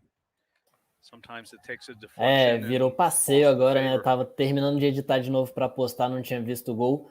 Mas é isso, eu tinha falado no início da transmissão, galera. Não é uma equipe fraca. É uma equipe que na temporada passada estava invicta, chegou no Nacional invicta, perdeu daí o CF de 2-1, foi jogo parelho, só que, de novo, a Marshall foi o que o Pedro e o próprio Vitor Dias estavam aqui em Brasília, a gente fez uma entrevista numa live, quem quiser voltar aí no canal, eles falaram que o time estava muito bem e ia melhorar, porque ninguém formou, acho que só um atleta do time titular formou, então era a mesma base do ano passado, muito mais entrosada.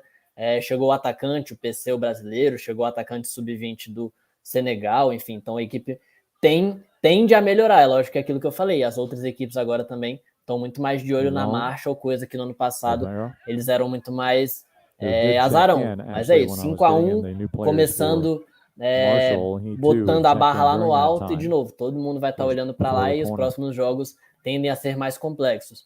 Só para explicar também, eles estão jogando esse jogo, não é mais amistoso, já expliquei, mesmo sendo fora de conferência, e a própria JMU, a James Madison, fez um mini torneio, eles convidaram a Marshall, a Virginia Tech e e o University of Missouri e Kansas City, para fazer esse quadrangular. Então a Marshall jogou contra a JMU e depois a Marshall vai jogar contra a Virginia Tech. A Virginia Tech tem como capitão o Júnior, que é brasileiro também. Ó, chapéu do Vitor Dias.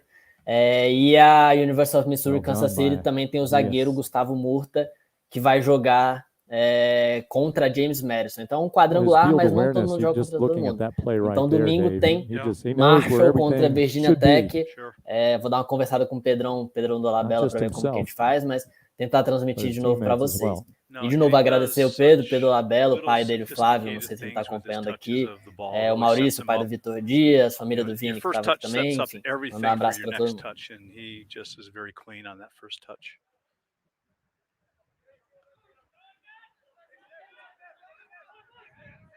Leon takes it to the inside, maintains the balance. Obara sends it up. Strine has to release a bit of pressure there.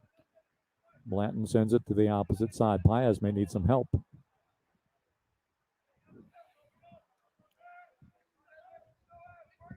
Little two-man game going. He may strike it from there, and he does. And he has a 6th goal for the Thundering Herd. My goodness.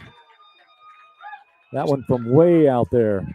Yeah, that was 28 yards at least. I mean, just clinical. I said it before, just clinical in their striking of the ball.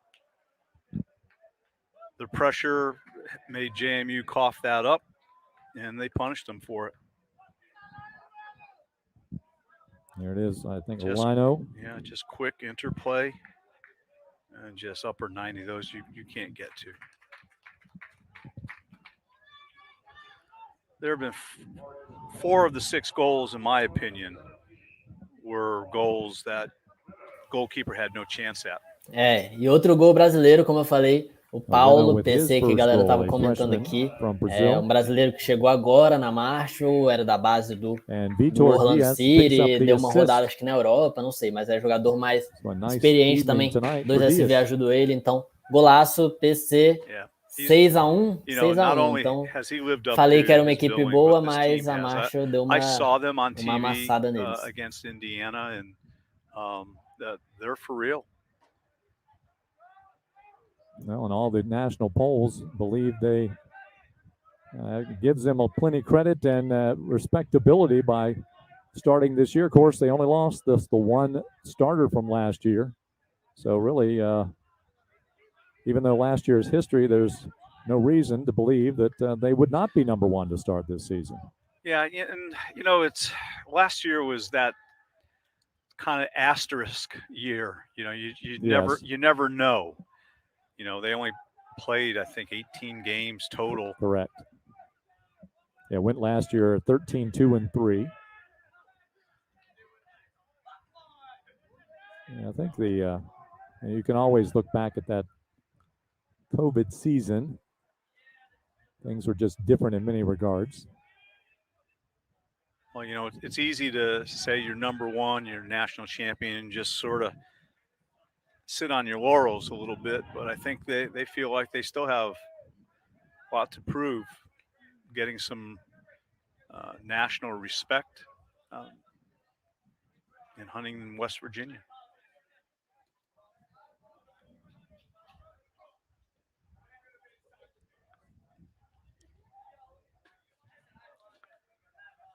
And they had to work their way through a gauntlet. That was no fluke. And they lead it here at 6-1. So this matches that goals allowed by James Madison back to 2017 in the 6-0 loss to North Carolina.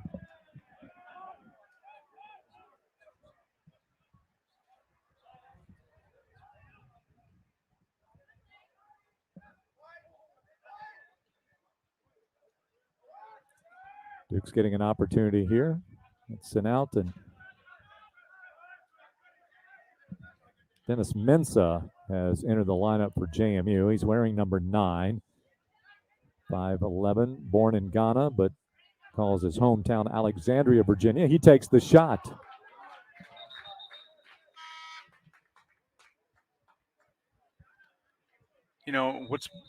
more impressive about this Marshall result right now is, in my opinion, JMU is a pretty good team. They got some really, really good players.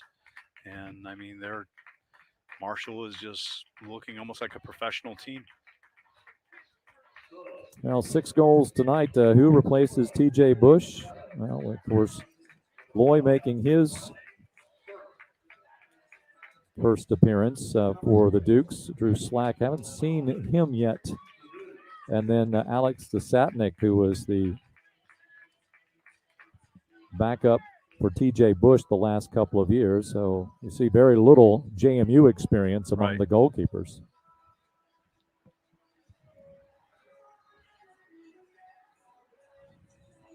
We talked about all the returners, but that was one that did not return. Mm-hmm.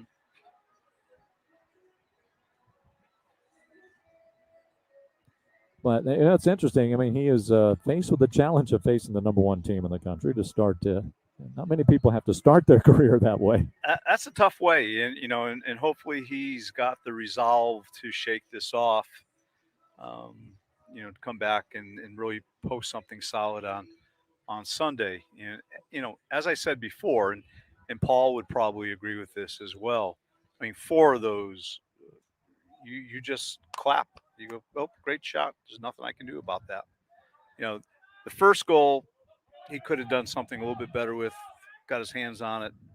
And then the second one, he kind of parried it into the field of play. But those are reaction situations. You don't really get a chance to think about those. Under 20 minutes remaining in this matchup. This is Mensa. Strine comes out to help. Uses the handle, and Marshall will go over the top. Kukoviak comes up with it. He's fouled. They let him play on. Kukoviak still on the turf.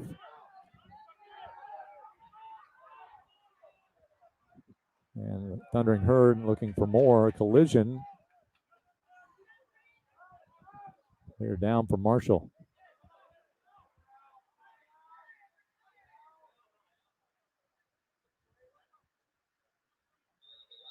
And they'll stop the clock. Small Business Game Changer is back and better than ever. Enter your business to win a $20,000 marketing package with JMU Athletics and Appeal Production. Visit jmusports.com/game changer. That's Joseph down on the turf. He's now up.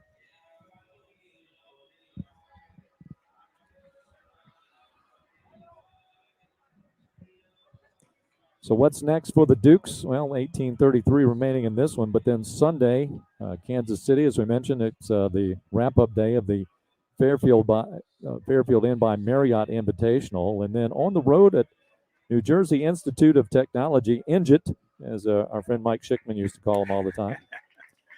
Schick. That's right. Then George Mason, a former conference foe, and then you see September the 11th, starting league play against Charleston, then stepping to the ACC, NC State, and at Delaware. CA Championship Tournament will be right here at this facility come November.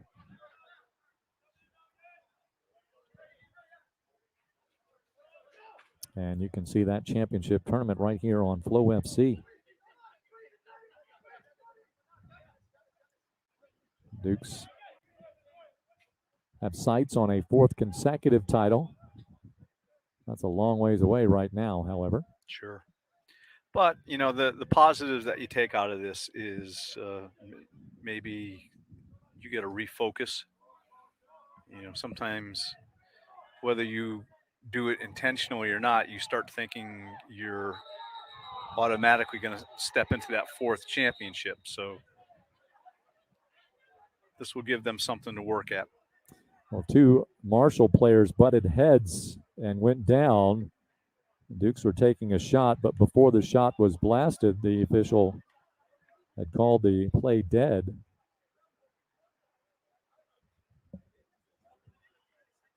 And with a lead of 5 goals, I would think that the official's going to err on the side of caution with injuries.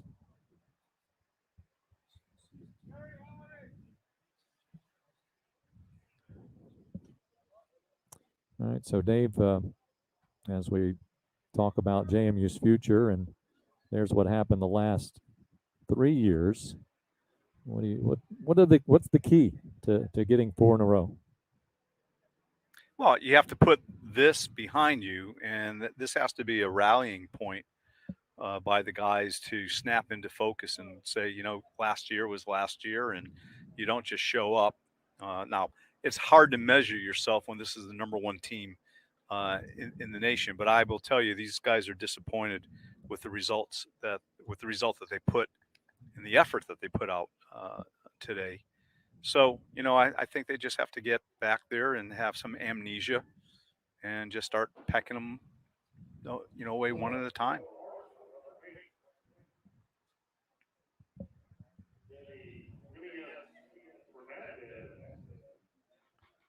The NCAA selection for the men's side, I don't know the exact numbers, but they don't have as many at-large opportunities. So everything really does boil down to what your conference play is. But these guys want to be able to show up against nationally ranked teams like they've got a Virginia upcoming, and I think NC State is in and out of that top 25. So they wanted a better showing out of this today. I know they did.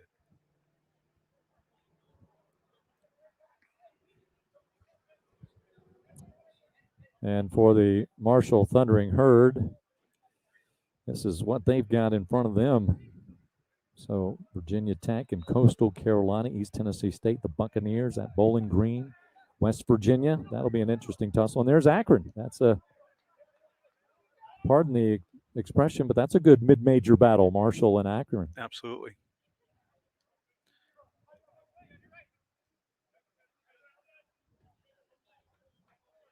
And they are making a statement here this evening.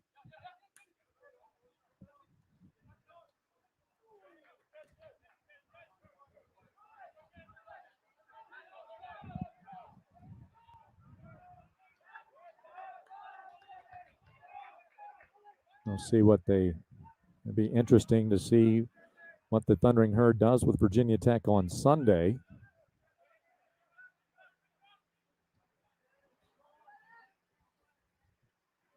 Just to determine from a trend standpoint, are they going to have a good explosive night or an afternoon once again? Just a little more of proving just what kind of team this is. A chance, anyway. Yeah, I mean, that's always hard. I used to always tell my team to don't start comparing scores and things like that, because each game takes on a life form of its own.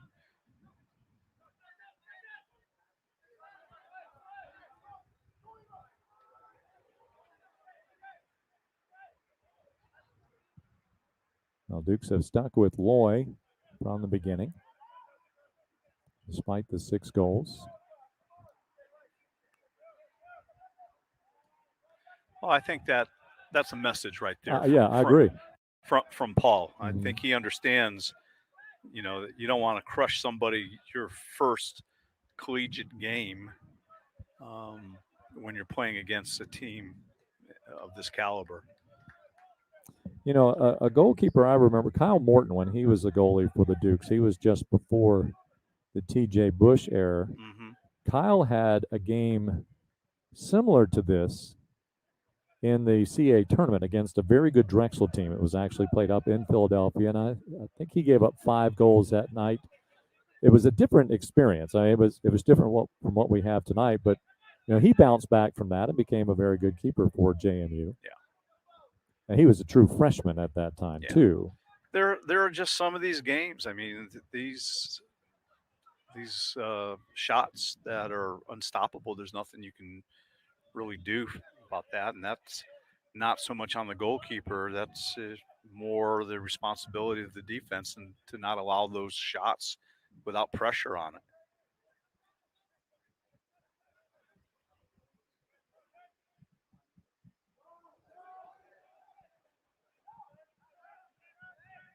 The skill and speed of Marshall on display again this evening. That is knocked down.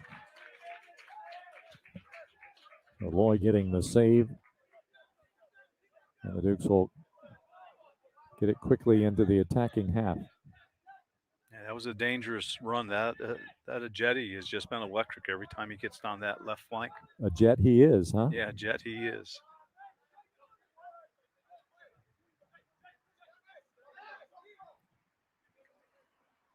Well, I must say I was excited for this match just to see what JMU was going to do, but I was equally as excited to see Marshall in person. Yeah. I thought you were going to say to see me. Well, that too. That's why we called you back. We wanted to make sure that you were here. There was such a demand for you this evening, Dave. Yeah, I'll bet. A flock of one.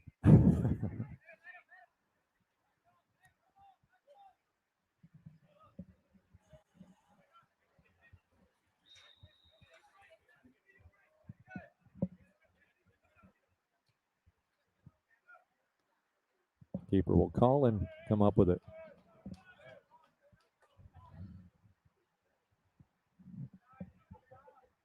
The JMU Invitational is presented by Fairfield Inn by Marriott. Fairfield Inn by Marriott. We promise you'll be satisfied with your stay. And this tournament wraps up on Sunday. The Dukes against Kansas City, Missouri, Kansas City, UMKC. Interesting team to come out to this event. And that is a noon start. No Flow Sports coverage on that one. We will actually be on a different assignment, as Coach Christy Morgan and the JMU Field Hockey Dukes are also in action at that same time. So we're going to cover that on Flow Sports. Strine creates a corner. Dukes at Bucknell tomorrow to open up the field hockey season. JMU number 1 on the preseason poll in the Colonial Athletic Association. Last year's regular season champs did lose in the title match to Delaware. Lilon will serve it in for the Dukes from the corner from Madrid, Spain. By way of Paris, France. A lot of bodies in the 6. Punched out there. Strine sets it over to Krakowiak. Alex eventually tumbles down. Said you got a hook around him there. Jope. And he was pleading his case, and another yellow comes out.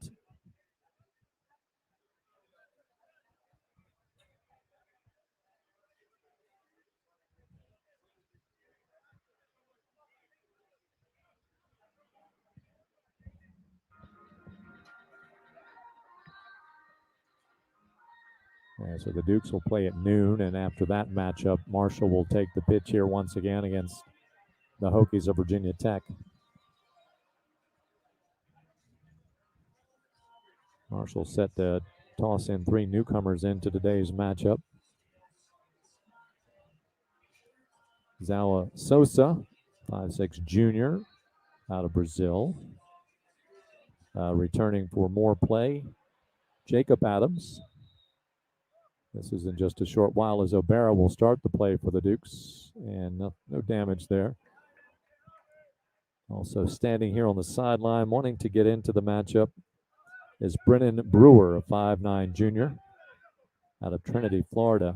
The Dukes will send in a sub also, Sloan Sullivan, a sophomore from Ellington, Connecticut. Made one appearance during the spring season. And those substitutes heading to the pitch right now. Dukes also are going to send in another as Nate Corley, who had a goal against VCU in the preseason schedule. Freshman out of Ashburn, Virginia. Made his collegiate debut in the spring in a victory against George Mason. Actually, he's going to wait a moment. Let's see if he gets in.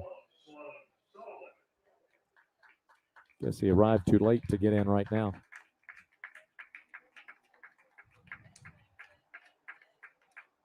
There's Sullivan.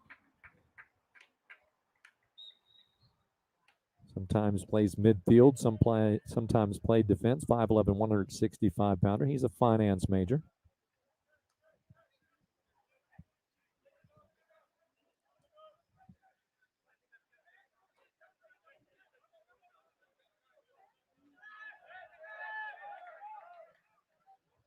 A jetty.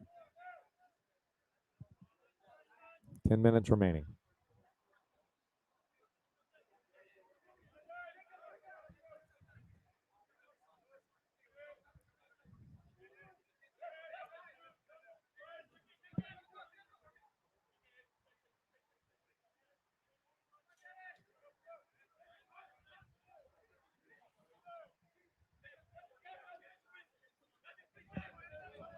That's Lubell.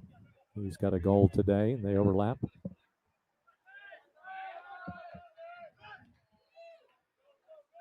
Strine.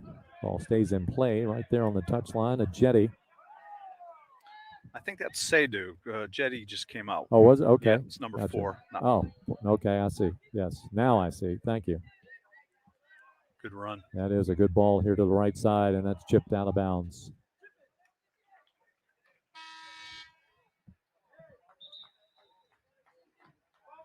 Max Pelker will go in for Mensa.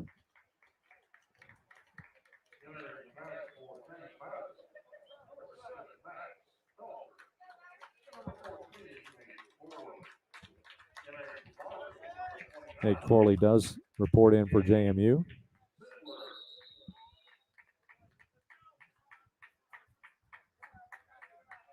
And Gabe Stittler, 5'10", redshirt sophomore from Seneca, South Carolina, by way of Montverde Academy.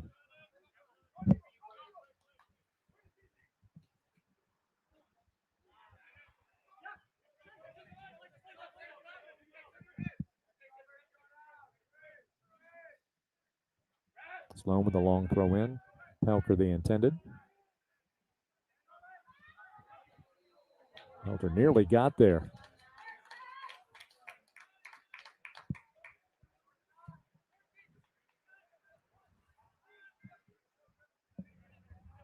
Pelker injured 3 games into the season in 2019 when he was at Longwood on the Big South All-Freshman squad, and also earned honorable mention All Big South as a rookie.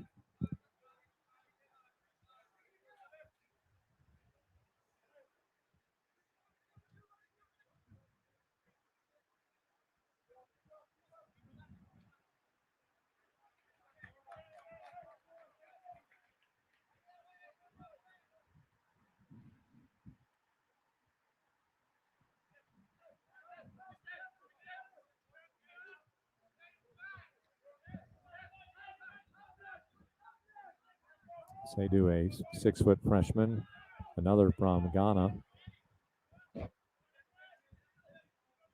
Came in through the South Kent School. Not familiar with that school at all.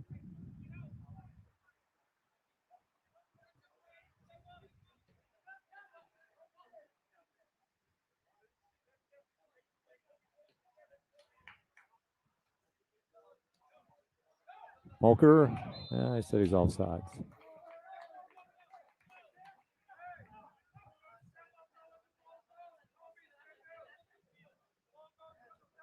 He played it off from an offside position.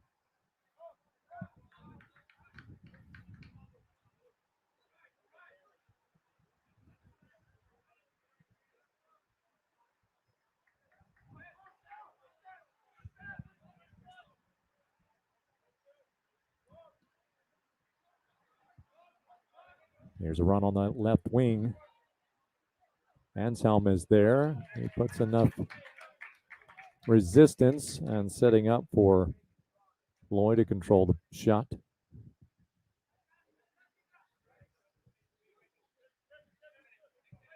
Milone aiming for Corley instead. Marshall takes it over. 5.5 remaining. Marshall led it 3-1 at halftime. and have scored 3 more here in this period to make it a 6-1 tally.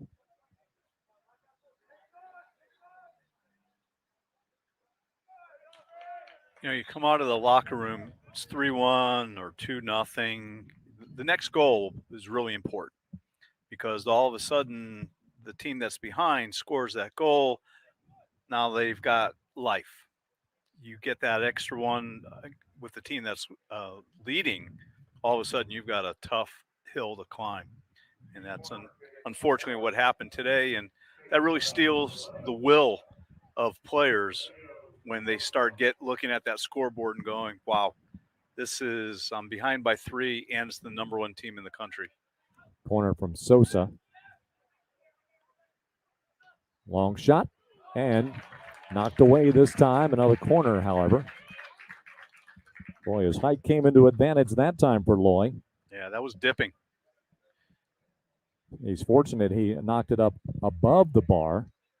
It looked like it was about ready to cut in down between his hands and the crossbar. Watch this. Comes out. There's the shot. Another corner. Far post. Whipping on it, trying to punch it out that time, Lloyd, but it just carries on its own. Strine directs that one nicely, looking for Pelker after Hester got a piece of it momentarily. Look at your keeper way out here, nearly near midfield, well, in the midfield.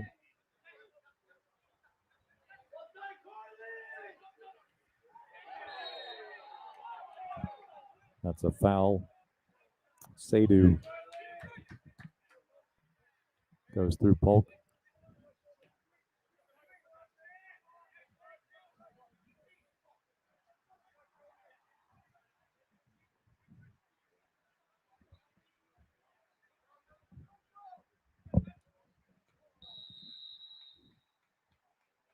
Pulling his shirt. Referee caught him.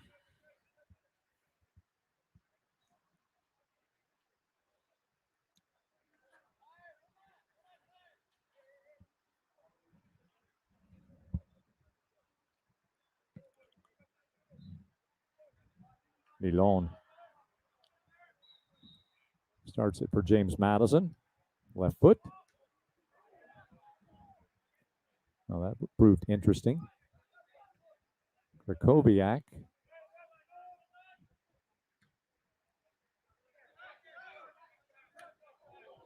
Wow, that didn't feel very good. That's what we call a facial. Okay.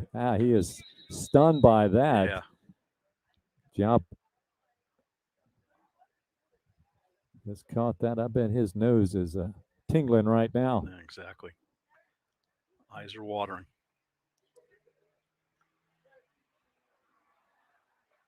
That like the soccer equivalent to a belly flop. Either catch those in the face or you catch them in the throat, and either way, they don't feel very good at all.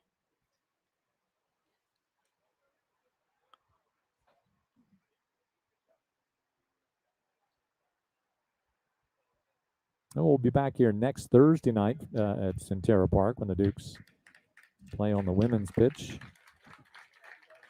It's the women's Fairfield Inn by Marriott Invitational.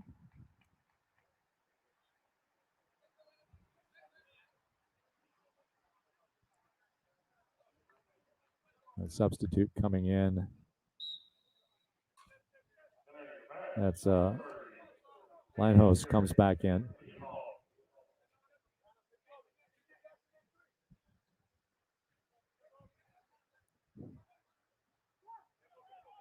Couple of minutes remaining in this matchup.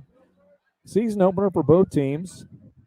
Fairfield Inn by Marriott Invitational. It's been an annual event here at JMU for some years. Well, the nice thing about these invitationals is, you know, Harrisonburg isn't exactly in the middle of urban and airports. And so you get to get teams that you would not normally Ooh, what a punched great away. shot. Yeah, Good save. Corley. You get teams in that you wouldn't normally see, you know, on your schedule. Yeah, there have been some pretty interesting squads that have come in here through the years. Air Force a couple of years back. That was a nice matchup. Air Force had a pretty good team that year. There's the Corley shot. Evan Paez, that ball was punched on the end line, headed around, pinball around, and cleared out by a defender. And 1 minute remaining here in this matchup. Clearing it out was Jacob Adams. Got the header on it. Paez again, both arms up. The ball dead and right there at the 6-yard line, but only to the feet of Marshall.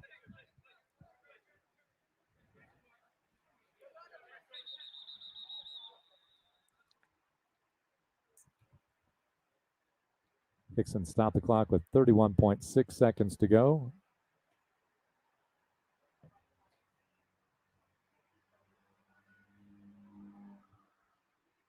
Pelker and Simla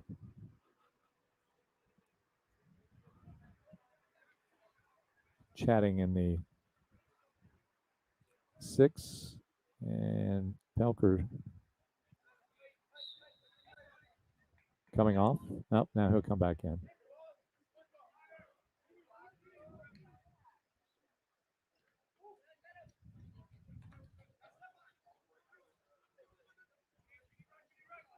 Throw in for the Dukes, Sloan.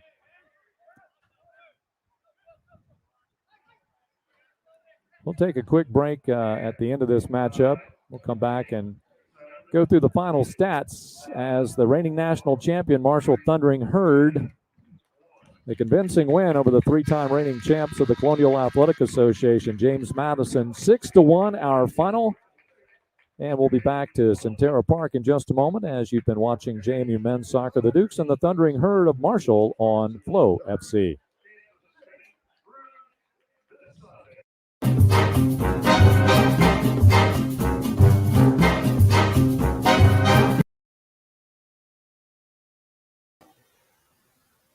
Então foi isso, galera. 6-1. Achei até que ia mostrar replay, mas enfim, já cortou a transmissão. Então vou encerrar aqui também que tá tarde. Valeu todo mundo, valeu quem participou, enfim, pela resenha toda. Parabéns família dos brasileiros que estão aí, o pai do Vitor Dias, família do Pedro, enfim, todo mundo. Um abraço e até mais. Valeu. Peraí.